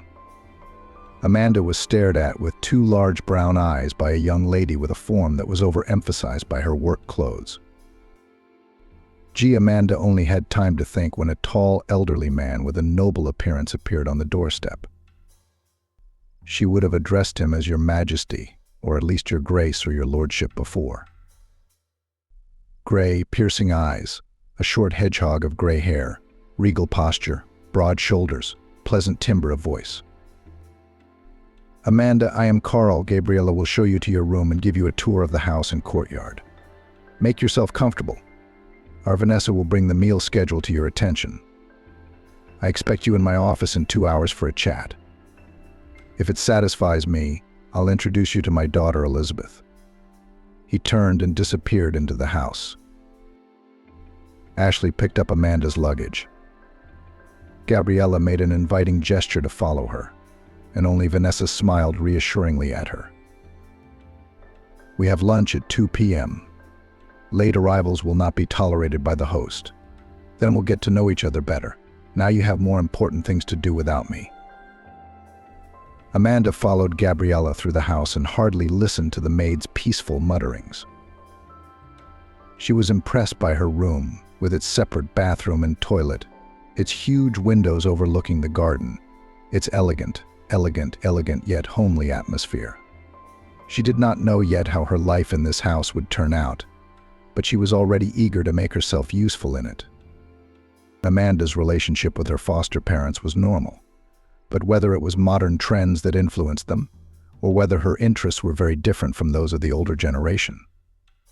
They rarely saw each other. Communication was reduced to routine phone calls like, "Daughter, how are you? Is everything all right? Everything is fine with us too." The dialogue usually ended or was reduced to discussing another talk show on TV or gossip about the neighbors in the yard. It was stifling for Amanda in such a boring framework. To see each other was for her birthday, to drop by with presents before New Year's Eve, but to tell her father and mother how difficult and lonely it was for her in this world of people was out of the question. She's an adult, independent, a cut-off piece. She had not formed with her guardians that special soulful closeness, when one for all and all for one. The older generation did not understand her choice of profession, but moving to a flat, leaving on her own approved. Adopted daughter stopped chasing them for the empty time spent near the TV in the arms of fried seeds, without attempts to develop intelligence. Different blood, different destinies, on different paths rushing. This large, beautiful dwelling Amanda felt in her gut some kind of unity between the household. She had not been here for half an hour yet, and she already wanted to stay for a long time. Tired of the long monologue, Gabriella led her to the door of Carl's study at the end of her tour of the building and garden and said, "I don't like ceremonies and antimonies. We'll be rubbing our sides against each other all day long. Don't barge in on your master. Knock first. He doesn't take kindly to familiarity." Amanda nodded, agreeing to the you and thanking her for the tips. Gabriella left, swaying her hips gently, and the therapist thought to herself, "There's a reason this nymph is trying so hard. Probably there is an object of her attention in the house, for the sake of which she is constantly in a state of combat readiness to beckon, to envelope with charms, to conquer the heart. Does she have her eye on the master? It's a good thing I took care of my modest appearance beforehand. I will not be so conspicuous to the domestic public as Gabriella deliberately does. They'll have to deal with that themselves. I have other tasks. Amanda knocked firmly on the study door and entered after a shout from her host. Yes, yes, come in, I'm in my office. The office, though still an inexperienced practitioner, but a very strong theorist, liked it at first sight. Furniture made of noble wood, endless shelves with books, elegant statuettes, excellent landscapes and stylish frames on the walls. A desk with a large desktop computer, a music center with speakers in a corner, a separate cabinet with CDs. She didn't know Carl at all yet, but this office seemed to shout out loud, my owner is far from stupid, well-read and educated, intelligent and successful. Carl himself invited her to sit in the soft armchair by the coffee table, not telling her her subordinate place in the room, seating her at the desk opposite him. Ringing the bell, he summoned Gabriella. Make us a couple of cups of coffee, please, or would you prefer juice or tea? Amanda gratefully agreed to the coffee. She had been so nervous this morning that she hadn't even had breakfast at home, and now she was afraid that her traitorous stomach would give her away, rumbling loudly at the worst possible moment. Lucky for her, along with coffee, Gabriella had brought a vase of walnut biscuits, a box of chocolates, and a jug of cream. Amanda pounced on the treats like a hungry wolf, but she saw no judgment in Carl's eyes. He liked sincerity and directness in people, even smiled. We're not welcoming you well. Your first day on the road. They didn't even offer you tea. Amanda tried to say with a full mouth that everything was fine, then smiled helplessly back, wiped the crumbs off her lips, and carefully finished the rest of the biscuits. You'll have to forgive me. I was nervous, so I went for the sweets. Thanks for the coffee. Let's get back to business. Carl would never admit to his partners or to this young woman that he likes to do his inspections the old-fashioned way. It was an approach he had borrowed from his father, a simple farmer who had spent his life cultivating the land and growing cereal crops. Now his father, unfortunately, was no longer able to work. 5 years ago, Carl had bought a house in the neighboring village where his parents were now living. The older generation flatly refused to move into Carl's mansion, arguing that the land in their vegetable garden was much closer and more interesting to them than the park landscapes of their son's estate. Having a kind-hearted housekeeper, the son stopped persuading them to live together. Now they only went to visit each other and to family holidays. But he remembered his father's instruction that any hired laborer should first be fed heartily, see how he copes with the meal, and then draw conclusions. If a person eats sincerely, without greediness and false shyness, he will be good, but if he tells that he is not hungry, takes only a couple of crumbs from the table for decency, he will work so sluggishly. Any qualified recruiter would die with laughter from such a method of personnel selection, but Carl had long ago learnt from his own experience that the method works without fail. After handing Gabriella a tray with empty cups, Amanda's boss started the conversation. Your candidacy was recommended to me by a professor who sometimes counsels my daughter. Before you begin your duties, I would like to briefly tell you our backstory. Not as a stranger to me yet, but as a therapist. Elizabeth, my wife, and I have a late baby. My spouse passed away a week after she was born. Heart failure. I have an older son, Harry. He lives and works in Europe, in our branch in Prague, and comes here occasionally. Harry was born when my wife and I were very young. Now he is 33 years old. Our student marriage, made by great mutual love, turned out to be very strong. We lived soul to soul, and only one thing upset my chosen one. After the birth of Harry, a series of miscarriages followed. My wife dreamed of a second child, a girl. even the name of her beforehand in honor of her mother, to whom my wife was infinitely attached. At the age of 44, my wife got pregnant once again. Was infinitely happy, but the doctors grabbed their heads. Even the usual examination, which all expectant mothers undergo, revealed a serious arrhythmia. The heart could not cope with the double load. Problems with the work of blood vessels began. Doctors feared that the baby was not getting enough of the nutrients it needed. My wife, almost all the time lying in the clinic, only looked at me pleadingly and asked, "Don't let the doctors terminate this pregnancy. I will take care, fulfill all their appointments. I have to carry this baby to term." Her zeal increased even more after the ultrasound showed that she was carrying a girl. The wife became finally obsessed with the idea that it was heaven that finally took pity on us and was giving us this last chance. My wife bravely endured 9 months of agonizing waiting and an endless series of procedures and injections and surgical intervention in the form of a cesarean section. The neonatologist's verdict was a blow to her. They immediately began to suspect some abnormalities in the girl. A detailed examination showed that she inherited an extremely rare genetic blood disease, transmitted through the female line.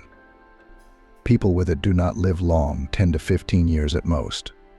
The news broke the wife, shattered everything in her already sick heart. Arrhythmia attacks began to recur with wicked persistence. She never returned home from the hospital. Elizabeth was discharged after 2 months of scrupulous observation. At first I was desperate, resentful of the little girl for taking away the woman I loved and leaving me alone in the world. Harry was 17 at that time. I am still amazed that he was a wise adult even then, convinced me that everything was destined by fate, that he too had lost his mum. But it was her life, her dream, and her choice.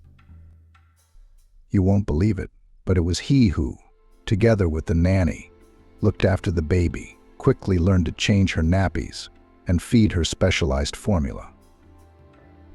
The second blow was that soon doctors noticed that Elizabeth was different, not like other children. Her genetic disorder had not yet manifested itself in any way. But she drove us crazy by the fact that she did not react to our presence at 6 months, at 1 year and then. Imagine the picture. The child eats, sleeps, but does not react to us, to a lot of colorful toys around him. The face is like a frozen mask. No vivid facial expressions, no gestures. As you sit or lay down in such a position and will freeze. Sometimes for quite a long time. The girl turned out to be pretty, even pretty.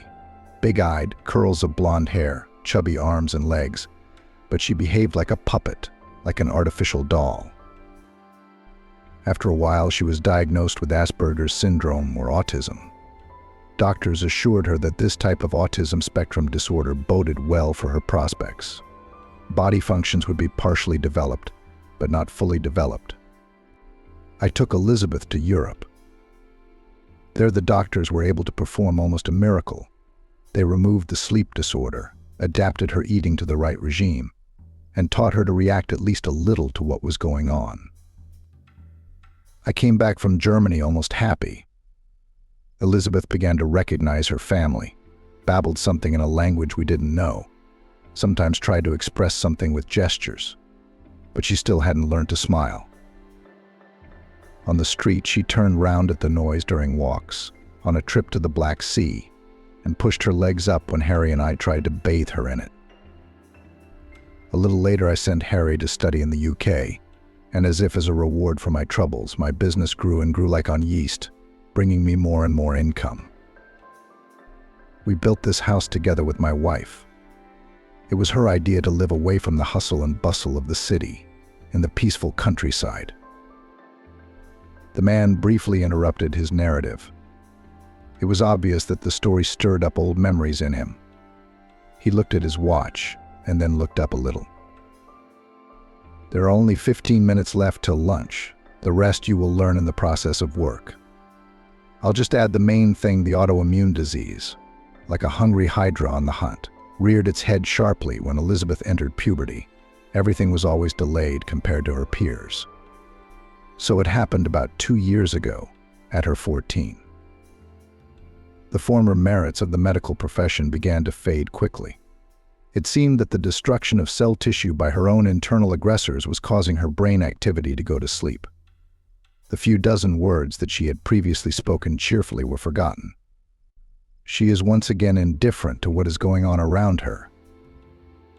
Happy to walk with Vanessa outdoors, even swimming in the pool with Ashley's help, the girl has forgotten all those skills. More and more often she won't let herself get out of bed. Now moves only in a wheelchair, eats almost nothing, loses weight. I realize, Amanda, that you're not a miracle worker or a god. The doctors have already told me that the girl has no more than a year to live.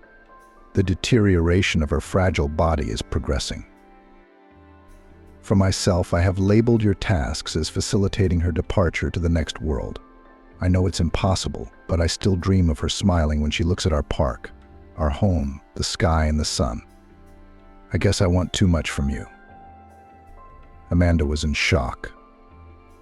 No, not at the task set before her. Here she would do everything she could, apply all her knowledge. There was such pain and despair in the man's eyes. He spoke so courageously about his daughter's imminent departure from this world that the visiting therapist's blood ran cold. So much for the high fence, the rich house, in the walls of which for so many years trouble has lived at ease, despite the pleasant faces of the people who built it. The lunch was gorgeous. Vanessa cooked so deliciously that Amanda didn't even notice that she ate all of it. She reached for some very unusual salad, and several people answered her mute question about where Elizabeth was. Elizabeth is having lunch in her room, said Carl. We'll go to meet her after dinner. I've already made her favorite meatballs and mashed potatoes, Vanessa added. And I picked a bunch of brightly colored Septembers behind the house. I think Elizabeth is excited by their sharp autumn scent. Only Gaby, Elizabeth's father, had called the maid that once in a conversation in the study, and Amanda had picked up the nickname mentally, so shorter and much simpler, ate, staring intently at her plate. She seemed to care the least, if at all, about Elizabeth's plight. We'll have to keep an eye on this smashing person, Amanda decided to herself. She's prepared my room perfectly, no complaints. But did she make any insinuations about her patient? In dealing with an autistic patient, all means are good, and all little things can be global. After these words, everyone at the table was again distracted by sweet cakes and compote. Amanda thought to herself through her grief, dreams, and thoughts. It's good here they have a soul. The servants dine at the same table with the master. Everyone is praying for the girl as best they can, all trying to brighten her life. Her thoughts were interrupted by Carl's voice. Amanda, are you ready to see your patient? The woman replied enthusiastically that she was looking forward to it, and she was not the least bit wrong. The curtains were drawn in Elizabeth's room. It was dark, and there was a kind of gloom and despair. Amanda immediately noted to herself that this had to change. It was understandable. A seriously ill person lived here, but it was not worth emphasizing it with decorations. The girl did not react to their appearance. At that moment, Vanessa brought a tray with Amanda's favorite dishes. The therapist decided not to put her work on hold. Carl, Vanessa, let me feed Elizabeth, and we'll have a chat. Leave us alone. Elizabeth is your new doctor, Amanda. She'll be with you almost non-stop. You don't mind if we leave you two alone, do you? Again, there was no visible reaction. The girl obediently opened her mouth at the sight of food, chewing and swallowing like a puppet. But Amanda began her monologue. I'm not a doctor or a carer for you, Elizabeth. I prefer the status of friend. I'll be there for you of my own free will, even though I'm an employee. I'll tell you the truth, I'd stay with you for free, as long as I like it very much. Your wonderful house, the place, the people, you. Tomorrow you and I are going to turn your room upside down. I don't think it will be bad for your health." For a split second, Amanda thought there was a flicker of something in the girl's eyes, some glimmer of reaction, but it all went out again very quickly, and it could have been the insidious play of light and shadow in the room at all. The doctor, under a shower, decided to think about it in her room later, but in the meantime she dressed her ward in warm clothes and took her in her pram to the courtyard to breathe the strong air of golden autumn. From that moment on, the days in the house followed a long-established pattern. And in the morning, Amanda and Elizabeth had breakfast together in the girl's room. Then there were the inevitable drips and injections to combat the manifestations of genetic malfunctions. The obligatory 2-hour walk in the garden, where Ashley always lovingly tended the plants. Lunch in the great hall. At this meal, Amanda would spend time with the household and then feed Elizabeth. The patient's therapeutic sleep, a new batch of medication dripping steadily through the IV for a couple of hours at a time. Dinner, now in the presence of Carl, who on weekdays was always at work, and in the evenings and weekends worked hard at home in his office. Exhausted by the endless procedures, the patient fell into a deep sleep as early as 10 o'clock in the evening. Amanda studied the works of colleagues related to autism again and again. There were no changes in terms of closer contact with her ward, neither for the worse nor for the better. The girl's condition remained stable. Amanda talked to Elizabeth about everything, told her about the plot of her favorite fiction books, read her poems, showed her reproductions of paintings from a large, colorful album. Or rather, the word talking is not appropriate here at all. The doctor conducted her eternal monologue, and the girl listened to it indifferently. The other day, already beginning to despair a little, doctor found in one of the foreign articles information that to level the manifestations of isolation with autism for patients can be a good help to communicate with the animal world. For some reason, there were no pets in Carl's house. After a general meeting of all the residents of the mansion, it was decided to get a puppy of a large dog. Most of all, for some reason, everyone liked a Canadian Newfoundland. 2 days later, Andrew brought a shaggy black treasure with stormy eyes from a kennel breeding this particular breed. He was irresistible. It is commonly believed that our lesser brothers have no intelligence. What told Tim, then, that the full name Timothy, and not some Bax or Lord, was so much nicer, that he was meant for Elizabeth.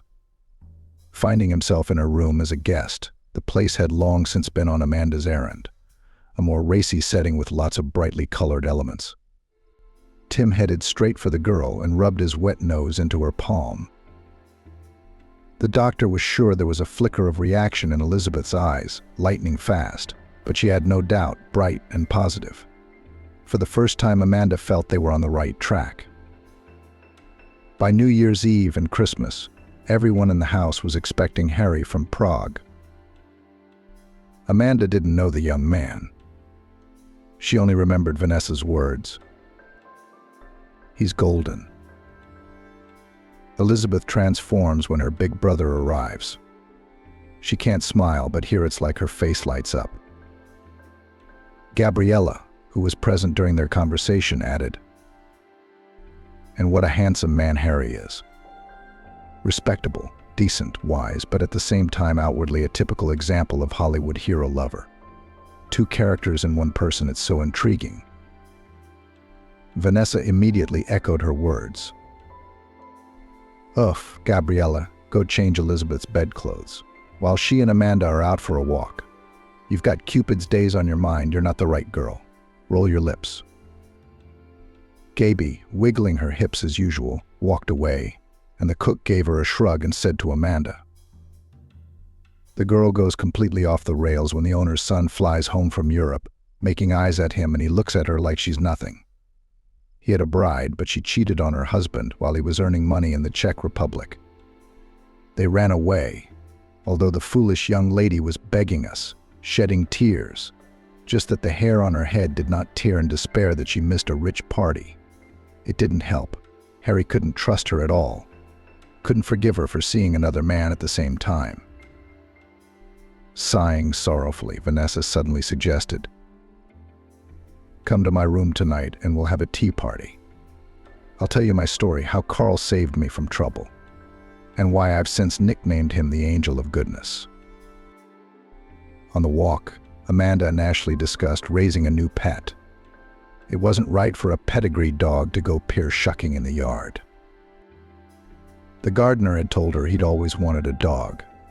He patiently put up with Tim's antics, even forgave him for ramming a rose bush wrapped in cling film into the yard on the run. Amanda again thought that Elizabeth, sitting in the wheelchair, made some movement in the direction of the mischievous Newfoundlander, but she was in no hurry to express her assumptions aloud. We must watch and watch and watch again and again. There it would be seen. After supper, when she was satisfied that Elizabeth had fallen into a restful sleep, she closed her door firmly and knocked on the next door.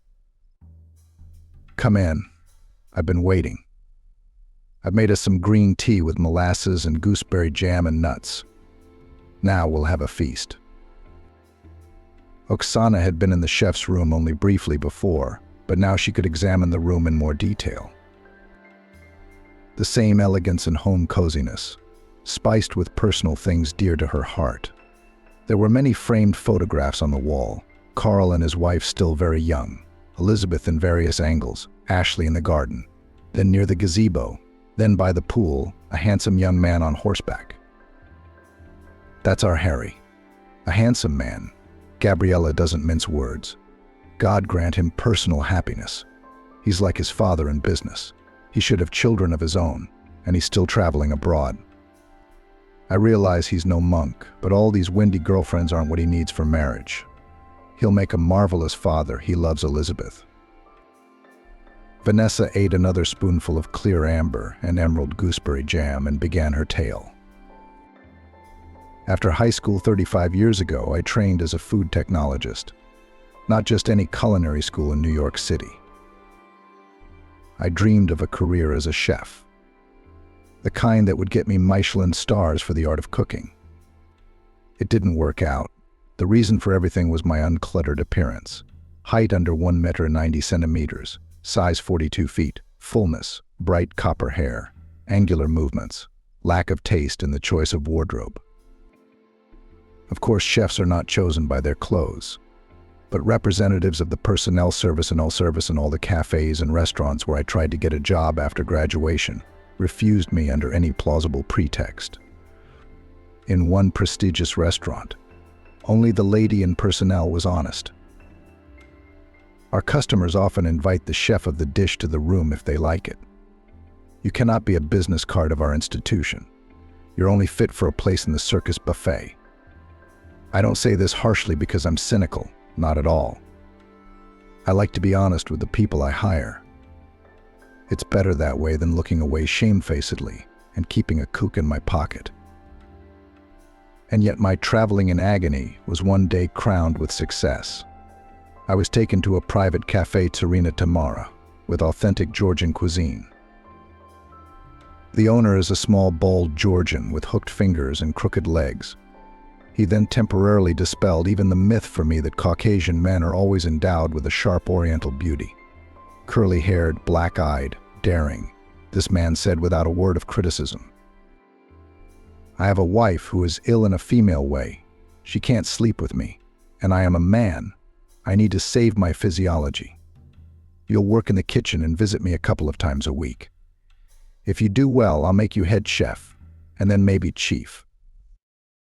I, from his words at first in a precipitate fell out, said that I would think about it, and then I calculated in the Institute 6 years at the correspondence department. Before that, 2 years as an assistant cook in the canteen. I am not today, so tomorrow 26 years old will be. And I'm still wearing girls. There's no cue for my red-headed soul. No one even looked at me with that enveloping male gaze full of desire. Ever. Blushing and pale, 2 days later informed that I agreed to all the terms. The owner of Tsarina Tamara glared at me, invited me to the back room. There I learnt the basics of love between crates of vegetables, herbs, and boxes of vodka. which in decanters was later passed off as cha-cha. It's a shame, come on. Big physiological love on a quick hand honestly lasted between me and the chief for a year and a half. And then I got pregnant. Having learnt the news, my lover was not ceremonious, dismissed in no time. He kept bemoaning that I shouldn't talk, that his wife shouldn't know anything. He has 3 grown-up children, they'll see who he's staring at. The family will laugh. He paid me 3 months' salary in advance and washed his paternal hands at me. About the fact that the baby should be born, I informed him not immediately. All the time delayed, I felt that this news will not turn out well. With my general fullness, belly became noticeable only in the 6th or 7th month. Just before the usual official maternity leave, I found myself on the street.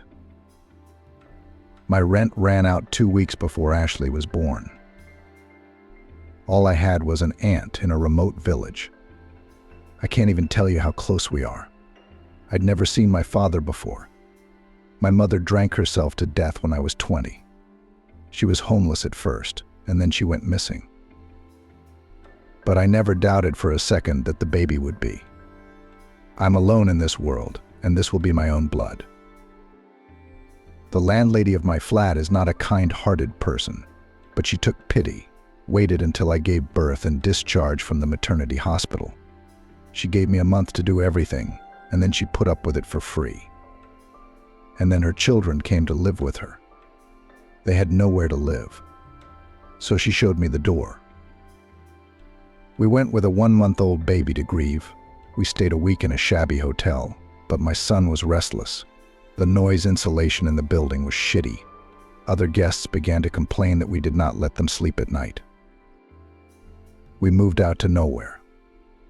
I'm sitting at the intercity bus stop with my stuff and Ashley's bundle. I thought I'd go to the countryside, see if I could find an abandoned house.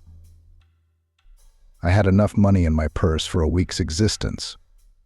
When an expensive dark Jeep pulled up next to the bus stop, I didn't even immediately realize that the driver was asking me what I had. I sat there in tears. Carl, and it was him. At that time, the house in these parts built a house, looking for a local specialized shop that recently erected on the highway. I gave him the address, why not, but he didn't leave it once. Later he told me that my eyes were like those of a beaten dog and there was so much desperation in them that he couldn't resist asking. "Woman, why are you sitting in the wind with a baby? I can give you a lift somewhere, even if it's in the other direction." I don't know how it happened, but I told him all my troubles in 2 words, as if I were in the wind. He chuckled and thought about it for a few minutes, then asked, "A professional cook, you say?" "I'm looking for such a specialist. I need to feed 2 teams of workers every day. We can provide you with a boxcar for accommodation." Of course, I didn't hesitate for a second. It was getting late, and the bus was delayed, so I was going to sleep in the field with Ashley, right on the dead grass. I gathered up my few belongings and climbed into the warmth of the car. There was no fear or apprehension. I was used to the work, and I loved my craft. Vanessa interrupted her long story and poured her and Amanda another cup of fragrant tea. She brought from the kitchen a dish of ruddy cakes left over from dinner and glanced briefly at Amanda. "Have I bored you with my tales yet, Doctor?" "Not at all, Vanessa. It's rare for anyone to talk to me so heartily, to confide their secrets to me. I am very grateful to you for this frankness." "Then I will continue," said the woman. Then everything was much more pleasant.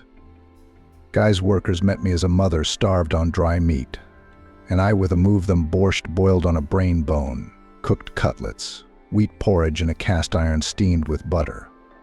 When they brought to the table and compote, the foreman could not stand it.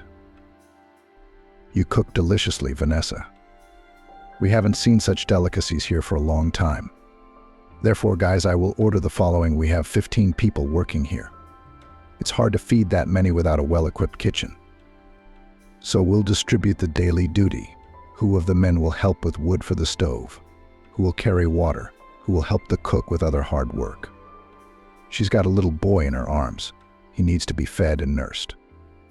So have a conscience, brothers. Don't sit on this young woman's neck, and don't offend her in word or deed. That's how I found myself in our yard about 30 years ago when it was still under construction. Ashley is my native gold, having grown up here. After the construction was finished, I stayed in the house with the owners. Carl and his wife had Harry's little boy at the time. Oh, what a table I made for their housewarming party. The guests could only wonder where he'd found such a cook. There were various people in the house, high-ranking and with connections. Many times they tried to lure me to other houses. How could they do such a thing? An angel of goodness from heaven appeared to me one autumn evening at a bus stop, and I would betray him when others beckoned. Elizabeth was born to me, her nannies and carers, and Carl made me head of the house and promoted me to housekeeper. Everyone here has become dear to me. Even that empty Gabriella with her dreams of hunting Carl's son doesn't seem like an enemy. That's my story for you, Amanda. Maybe it will help you in your work. Amanda went to her room pensive. She used to trust the notion that the rich were stingy with their souls. In Carl's house, she saw a different world full of warmth, respect, and a willingness to help each other through the difficult realities of life. Her fervent conviction to do everything she could to make Elizabeth feel at least a little better became even stronger in her mind. From the next day, she increased the therapeutic load for the girl, insisted on the return of massage procedures, deciding that they were not harmful to the body, broken by the disease, and on the contrary, contribute to its tone. Elizabeth was still unresponsive to the change in regime. Only the appearance of Timothy's shaggy puppy seemed to revitalize her face a little. Amanda didn't give up. She wheeled her pram around the park and sat Elizabeth down to watch Ashley's dog. He took the assignment seriously. Little Tim already knew the commands sit, down, place, come, walk. In the house, the Newfoundland recognized only two masters, Elizabeth, at whose feet he spent all his free time, and Ashley, who fed and brought him up. The days were running by, and the winter holidays, New Year's Eve and Christmas, everyone's favorite, were approaching. Amanda, Gabby, and Vanessa were happy to decorate the already pretty house with fir tree arrangements, colorful wreaths, and sculptures of fairy tale characters. Ashley installed artificial Christmas trees in all the rooms, richly decorated with expensive toys. Everyone was in a pre-holiday mood. 3 days before New Year's Eve, Amanda received an unexpected phone call from her only close friend. "Amanda, you're going to fall over. I have big news. I'm getting hastily married and moving to Florida with my lover. He's a military engineer. We're going to live near the Cape Canaveral spaceport." Amanda was instantly sad. With Olivia, they were like sisters almost, since the orphanage together, always supported each other, and now they were going to be separated. Meanwhile, her friend continued to chatter into the phone. "On the 30th of December, I have a farewell bachelorette party in a nightclub. On the 2nd of January, we have a one-way flight. No cancellations. Amanda, I've prepared a present for you for the road. I've made an evening dress. It's amazing. It's not worthy of your beauty, but it'll set it off beautifully." If Olivia could see me now, she would die laughing, thought the nurse. Recently, she had overheard Gaby's remarks about her. The maid gave her a scornful look after dinner and summarized. "Our therapist is a moth-pale mouse gray. How only the earth bears such shapeless, faceless women. They're worthless, and men probably avoid such a scarecrow a mile away." Amanda promised Olivia to call back by nightfall and went to Elizabeth's room. The girl, after a hearty dinner, a walk before, was already fast asleep, sprawled out on the soft pillows. After adjusting the blanket, she slipped out into the corridor. The conversation with Carl was not going to be easy. At her timid knock on the door of the study, the owner responded at once. "Come in." I've just finished going through the evening's papers. Is something the matter? I had an emergency. She outlined the situation in a nutshell, but I'll accept whatever you decide. The fact is, someone close to me is going away for a long time. We won't get a chance to see each other if I can't make it to my friend's appointment. I'm not a warden in prison or a cousin in the zone to keep you locked up, Amanda. You've been in our house for a month and a half without leave. Elizabeth is doing well, if not brilliantly, without a hint of deterioration. I am pleased with your initiatives, methods, and practical experiments. None of them have been detrimental to my sick daughter. Be sure to go to the city. I'll give you 24 hours. On the 31st of December, after 8 p.m., you must return to these walls. Amanda didn't leave his office. She flew out on wings. Vanessa was in the kitchen, and the released nurse couldn't help but share her news with her. I'm ugly, Amanda said, but everyone wants a bit of colorful holiday. And when I get to see my Olivia again. You're ugly? She smiled back at the cook. Save the fairy tales for others, my dear. All your masquerades won't fool me, a clever old lady who has lived in this world. I guessed long ago that you hide your beauty under a dull image, wearing glasses. Don't you worry. This secret stays between us. If you're doing this, you must have a good reason. All this cross-dressing doesn't interfere with your profession, but it's my business. Amanda turned round at a run, rushed back into the kitchen, and hugged the cookery master warmly and tenderly. I know two angels of kindness in this house already. Vanessa, your kindness and willingness to understand and accept is in no way inferior to your host's graciousness. She gave Vanessa an embarrassed peck on her lush cheek, smelling of vanilla and apples, and rushed off to call Olivia to cheer her up with the news. Considering that Olivia worked as a fashion designer in one of the city's eyeliers, Amanda's dress had turned out to be luxurious. Soft, tight silk of dark blue color emphasized every curve of the graceful figure, while not forgetting all the proper charms and roundness, the neckline, and the slit on the leg to the very point and measure. A string of pearls, a bracelet, and earrings that her adoptive parents gave her on her 25th birthday, exactly in tone and in the general style of the outfit. As she dressed her friend in one of the changing booths in the attire, Olivia froze with admiration. Amanda, you are going to be a goddess this evening. And your fiancé, I'm sure he won't waver. He's already seen you in our shared photos. But the rest of the male sex will be at your feet, you'll see.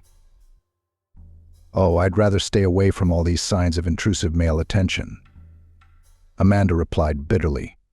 I've had enough sad experiences in this area. It seems to me that decent, if not knights, at least adequate gentlemen are no longer in this world.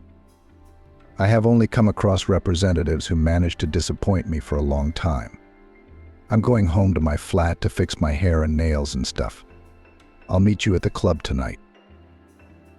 The place called Big City Lights met Amanda, who arrived by taxi with a stunningly colorful appearance. Dressed up fir trees and pine trees, colored lights and tinsel shining in their light, the crowd dressed to the hilt. Her favorite friend Olivia was wrong. There were many real beauties on the dance floor, at the tables, at the bar, worthy to become the prima donnas of this evening and the coming night. On the eve of the new year, it seemed that everyone tried not to hit in the dirt face. The audience was already relaxed by the fountain of hot drinks. Amanda breathed a sigh of relief. No one around her cared about her, but she was glad too soon. At one of the tables, Mason was having a good time with his friends, her first and only man.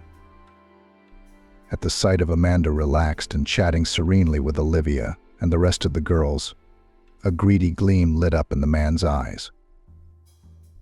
And that girl just got even more beautiful. I shouldn't have let that bird out of the love cage back then. Such a friend next to me will make the image of any successful man, he thought to himself, lewdly grinning. Today again, I will get her into bed. Deciding to give his victim at least one drink to make her more agreeable, Mason returned to his company, but kept Amanda in his sights. After about an hour, Mason ran out of patience. He decided to go and teach the wayward babe a lesson by humiliating her in front of her friends. Amanda suddenly appeared behind him with a banal greeting. "I see what people are like without a bodyguard. Do you want me to protect your gorgeous body from the claims of other men?" Amanda jerked away from Mason in surprise. But she didn't want to spoil Olivia's wonderful evening, so she quickly got up from the table and led Mason away from the bar. "What do you want? You and I dotted all the I's and T's a long time ago. Go back to whoever you're spending the night with, and leave me alone." But it wasn't so easy to stop the smarmy bastard. He wasn't about to give up his intentions to sleep with such a lovely woman again. "Come on, Amanda. Let's have a nice glass of red wine to this chance encounter and part as friends. I didn't mean to piss you off. I just thought you might have something to remember from the pages of our brief affair." The woman prudently decided not to make a scandal because of casual circumstances and obediently followed the man. At the counter, Mason ordered 2 glasses of some expensive grape wine and from an overseas collection, generously bought a chocolate bar and nuts sprinkled with sugar. He put his arm round Amanda's waist. The man's calculation was trivial, that now his old acquaintance would get drunk and become more docile, but he was wrong. Amanda drained her wine glass without even tasting it and looked boldly into her ex-lover's eyes. "Am I free of you now? Is the ritual honored?" Mason was not accustomed to such behavior of ladies. He had never been refused, so he began to whisper in her ear. "This is not the end of our New Year's Eve date, my dear. Don't get your hopes up. I'm going to rent a private office and you're going to be gentle with me.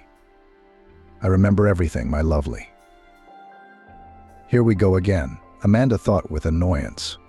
Why is it that when a man is around, all his desires are always reduced to one thing? She looked around helplessly. There was no one around except a young man calmly sipping whiskey at the counter.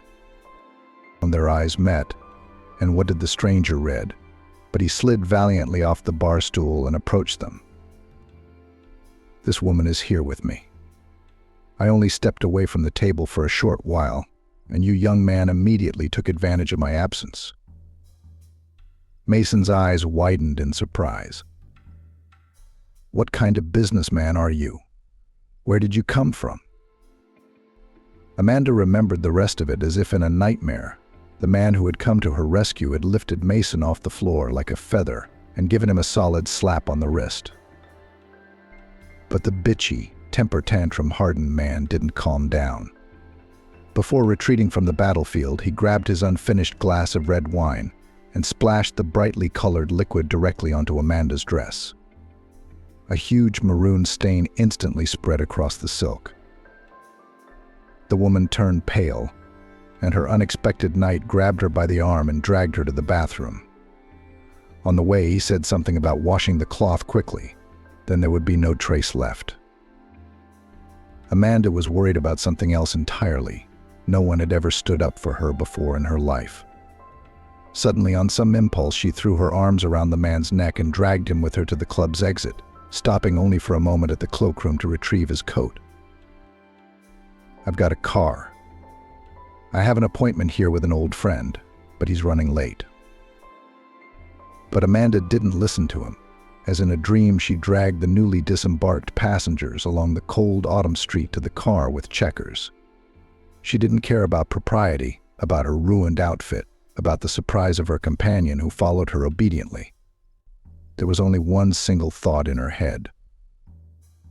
How good it is that I like to wear expensive silk linen. It won't be embarrassing. In her flat, where she had brought a random knight from the club, she pounced on the man like a tigress, like a ravenous March cat. And he didn't fight back. Everything that happened between them was like being in the Garden of Eden. The body sang, the soul rejoiced. The thoughts danced the can-can. How tired I am of being well-mannered and decent. Let it all be a one-time thing. I don't even know his name, though my casual lover is obviously handsome and not stupid. Of the latter, she was somehow sure, though they hadn't said a word to each other. In the morning, they fell asleep together without breaking their embrace, but Amanda woke up alone. Apart from the crumpled bed and a pillow that still smelled of a man's perfume, there was nothing in her flat that reminded her of the night before. She brewed coffee, pulled out her shoebox stash to buy Christmas presents for everyone in Carl's house.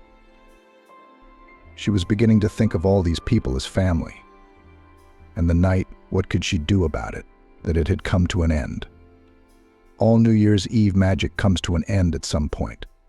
Gone was Father Christmas, having rid her of the vile mason. It's just a pity she didn't even feed the stranger breakfast, really. The fridge is empty, and there's no bread, not even a slice. But she can make delicious pancakes. Okay, flour, sugar, vanilla, milk. There's a block of frozen butter in the freezer. But dream away. She needs to get back to her chores. Amanda went back to her fancy dress of a simpleton fool, packed her bag, and rang Andrew. Carl's driver had promised to take her shopping for presents and get her back to the manor by the appointed time. Amanda suddenly thought that the man she had spent this magical night with was also an angel of goodness and protection, at least for her personally. Her mood was twofold: sadness at the separation and something unfulfilled, and joy that such fireworks had happened in her rather bland life. At Carl's house, she and Andrew were there at 8 p.m. sharp, like clockwork. On the doorstep, Amanda was held up by Ashley and Tim. The gardener, embarrassed, handed her a bouquet made of spruce paws with pine cones and boughs of glittery sprinkles.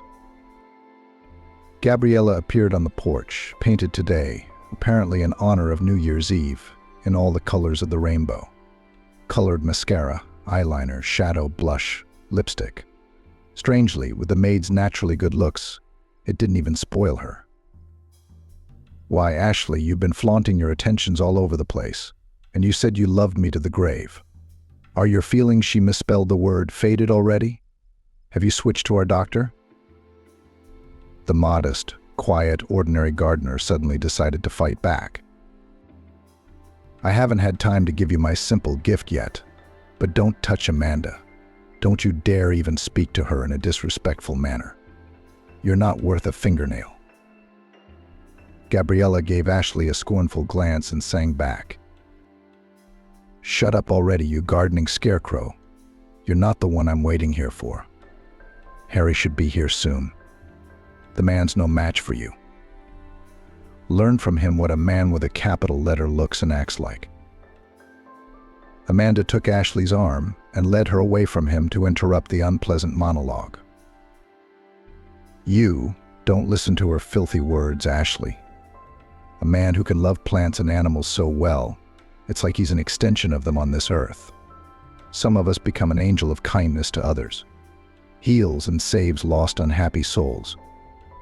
And someone becomes a kind of shepherd, guide, conductor for flora and fauna, protects it from human cruelty, uses people for good, not spoiling, sparing, wisely. You are one of such angels of goodness for Mother Nature. Be proud of such an exceptional status. You have earned it. Amanda pecked the confused Ashley on the cheek and walked up the stairs.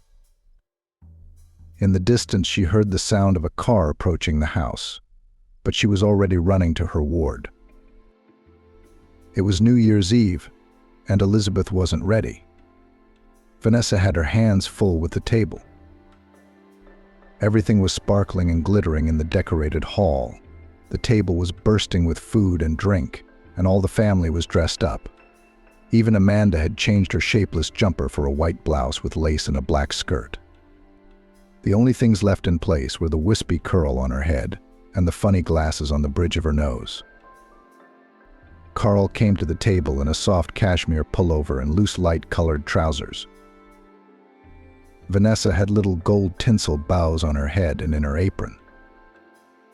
Gabriella wore a provocative purple dress with a low neckline and a deep cutout on the back. It was the way the dishes were served to the table. In her chair sat a rather plain Elizabeth, wearing a delicate violet-colored dress. Amanda had done her hair. The girl looked refreshed. At her feet, as usual, lay the faithful guard Timothy. Ashley had specially washed him with dog shampoo for the holiday. His coat was shiny and even silvery in places. Amanda had already handed out presents to everyone, little Christmas decorations depicting angels in various outfits. All of them, if you shook them a little, made a melodious chime. We started to sit down at the table at 22 in the evening. We had to see off the old year, thank it for all the good things, and ask it to take the bad things with it. Carl went out to hurry his son, and soon they were in the hall together. Amanda was just taking a sip of orange juice when the man she had spent tonight with appeared in front of Elizabeth and her. She even caught the end of the sentence. "I'm sorry, Father, I was late. There were unforeseen circumstances. And then I also had to reschedule an important business meeting that had canceled yesterday." Amanda choked up and blinked her eyes, frightened. And then a miracle happened in front of everyone. There was no other word for it. Elizabeth became animated, reached out to her brother, and then made a gesture towards the floor and inarticulately said, "Naïf." Everyone was stunned and rushed to brace and hug the girl. Amanda slipped quietly from the table in the midst of the commotion. Let her relatives stay together. Without her, no one would notice her absence, and she needed to recover from the unexpected shock of discovery. The man of her dreams, her mysterious night visitor, and Carl's son were one and the same person. She was shaking all over with confusion. At the table, it was soon discovered that Elizabeth's carer and her doctor, who had brought such a joyous event to the house, had gone somewhere. Harry was sent in search of her, and he knocked insistently on the door of the house physician, then opened it a little, but found nothing in the room but the sound of water running in the bath. Deciding that the woman might have been taken ill, the man pushed the bathroom door resolutely open. Above the bathtub, bent over, Amanda was furiously rubbing some kind of cloth, dropping tears into the water. She turned round at the noise of the door opening. She wasn't wearing her ugly glasses now. Her hair was loose down her back, and Harry caught a glimpse of something very familiar about her. Then he moved his eyes to the bathtub where a beautiful dark blue silk dress lay. The puzzle came together. You? Harry shrieked in surprise, and I came back with champagne, provisions, a bouquet of flowers to your flat, but it was empty. I almost went mad with despair.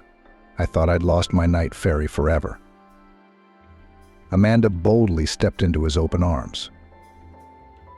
To hell with all principles, decency, rules. This man had turned her soul upside down yesterday. People on this earth meet and get to know each other in different ways.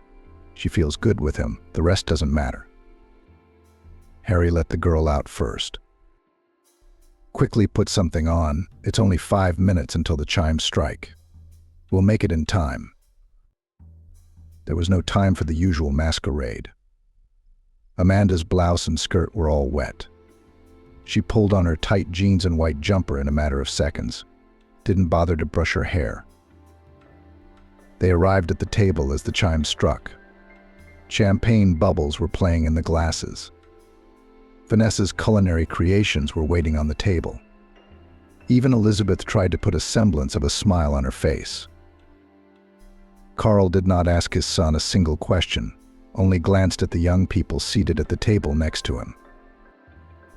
Vanessa thought to herself, and with that, we'll soon have children's voices in our house again. Ashley smiled happily, stroking Tim's back. Gabriella was biting her lip nervously and chewing on a red fish sandwich. So I'll have Ashley stolen from me soon enough if I'm catching crows. Now I'll have to accept the gardener's advances if I'm to stay in this house and get more of a foothold. He's not a bad chap, he's kind and handy, and quite handsome. The New Year's Eve night was truly fairy tale and magical, just as it should have been.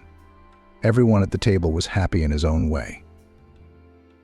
The long-awaited winter holidays flew by in the midst of entertainment and rest.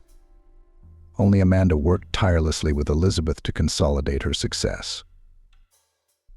On his first day at work, Carl realized that he had relaxed too much over the weekend and decided to be home early. Quietly stepping on the soft carpeted walkway, he walked to the door of his daughter's room and witnessed Elizabeth's new victories. Nuff, Tima, Daddy, Harry, Vanessa, Ashley, Amanda. Gaby Elizabeth dutifully repeated the syllables after Amanda. Carl rounded the corner of the corridor and cried. A panel appointed by Amanda's teacher 10 days later gave a reassuring summary the disease had subsided. The process of cell and tissue destruction had slowed down. The remission period had already exceeded all known scientific limits. Carl, I told you Amanda is an excellent specialist. In our case, expecting a full recovery is a bit of a stretch. But your daughter has shown marked improvement in her general condition. She's starting to react to the outside world. Weakly, not much, but she's starting to talk again. You know, I was thinking, if the patient lives surrounded by angels of goodness, as my student characterized it to me, he has every chance to stay on this earth for some more time. And you will make him as happy as possible for her. I am sure of it. 6 months have passed. The plane leaving on the morning flight to Prague was delayed due to weather conditions. The cute young couple kept glancing at the electronic board and at each other. Harry, what if I hadn't gone to that ill-fated nightclub then? You would have seen me in the image of a monster and would not pay attention to me, asked the mum-to-be, with a rather noticeable rounded tummy. Come on. The man answered her, adjusting his wedding ring on his finger. I would have seen you through all your disguises. Your angelic soul, your ability to do good cannot be hidden. I'd fall for such radiant magic. The iron, monotonous voice of the announcer announced the boarding of their flight. The couple hugged each other and slowly walked towards the boarding point. We will finish all my business in Prague now. You will see this beautiful city, and we will hurry to our home. Elizabeth, do you know what she gave me before we left? Harry, Amanda, Elizabeth, Tim is waiting. It's a puzzle. We can't let them all down. Without us, the circle of good angels would be incomplete.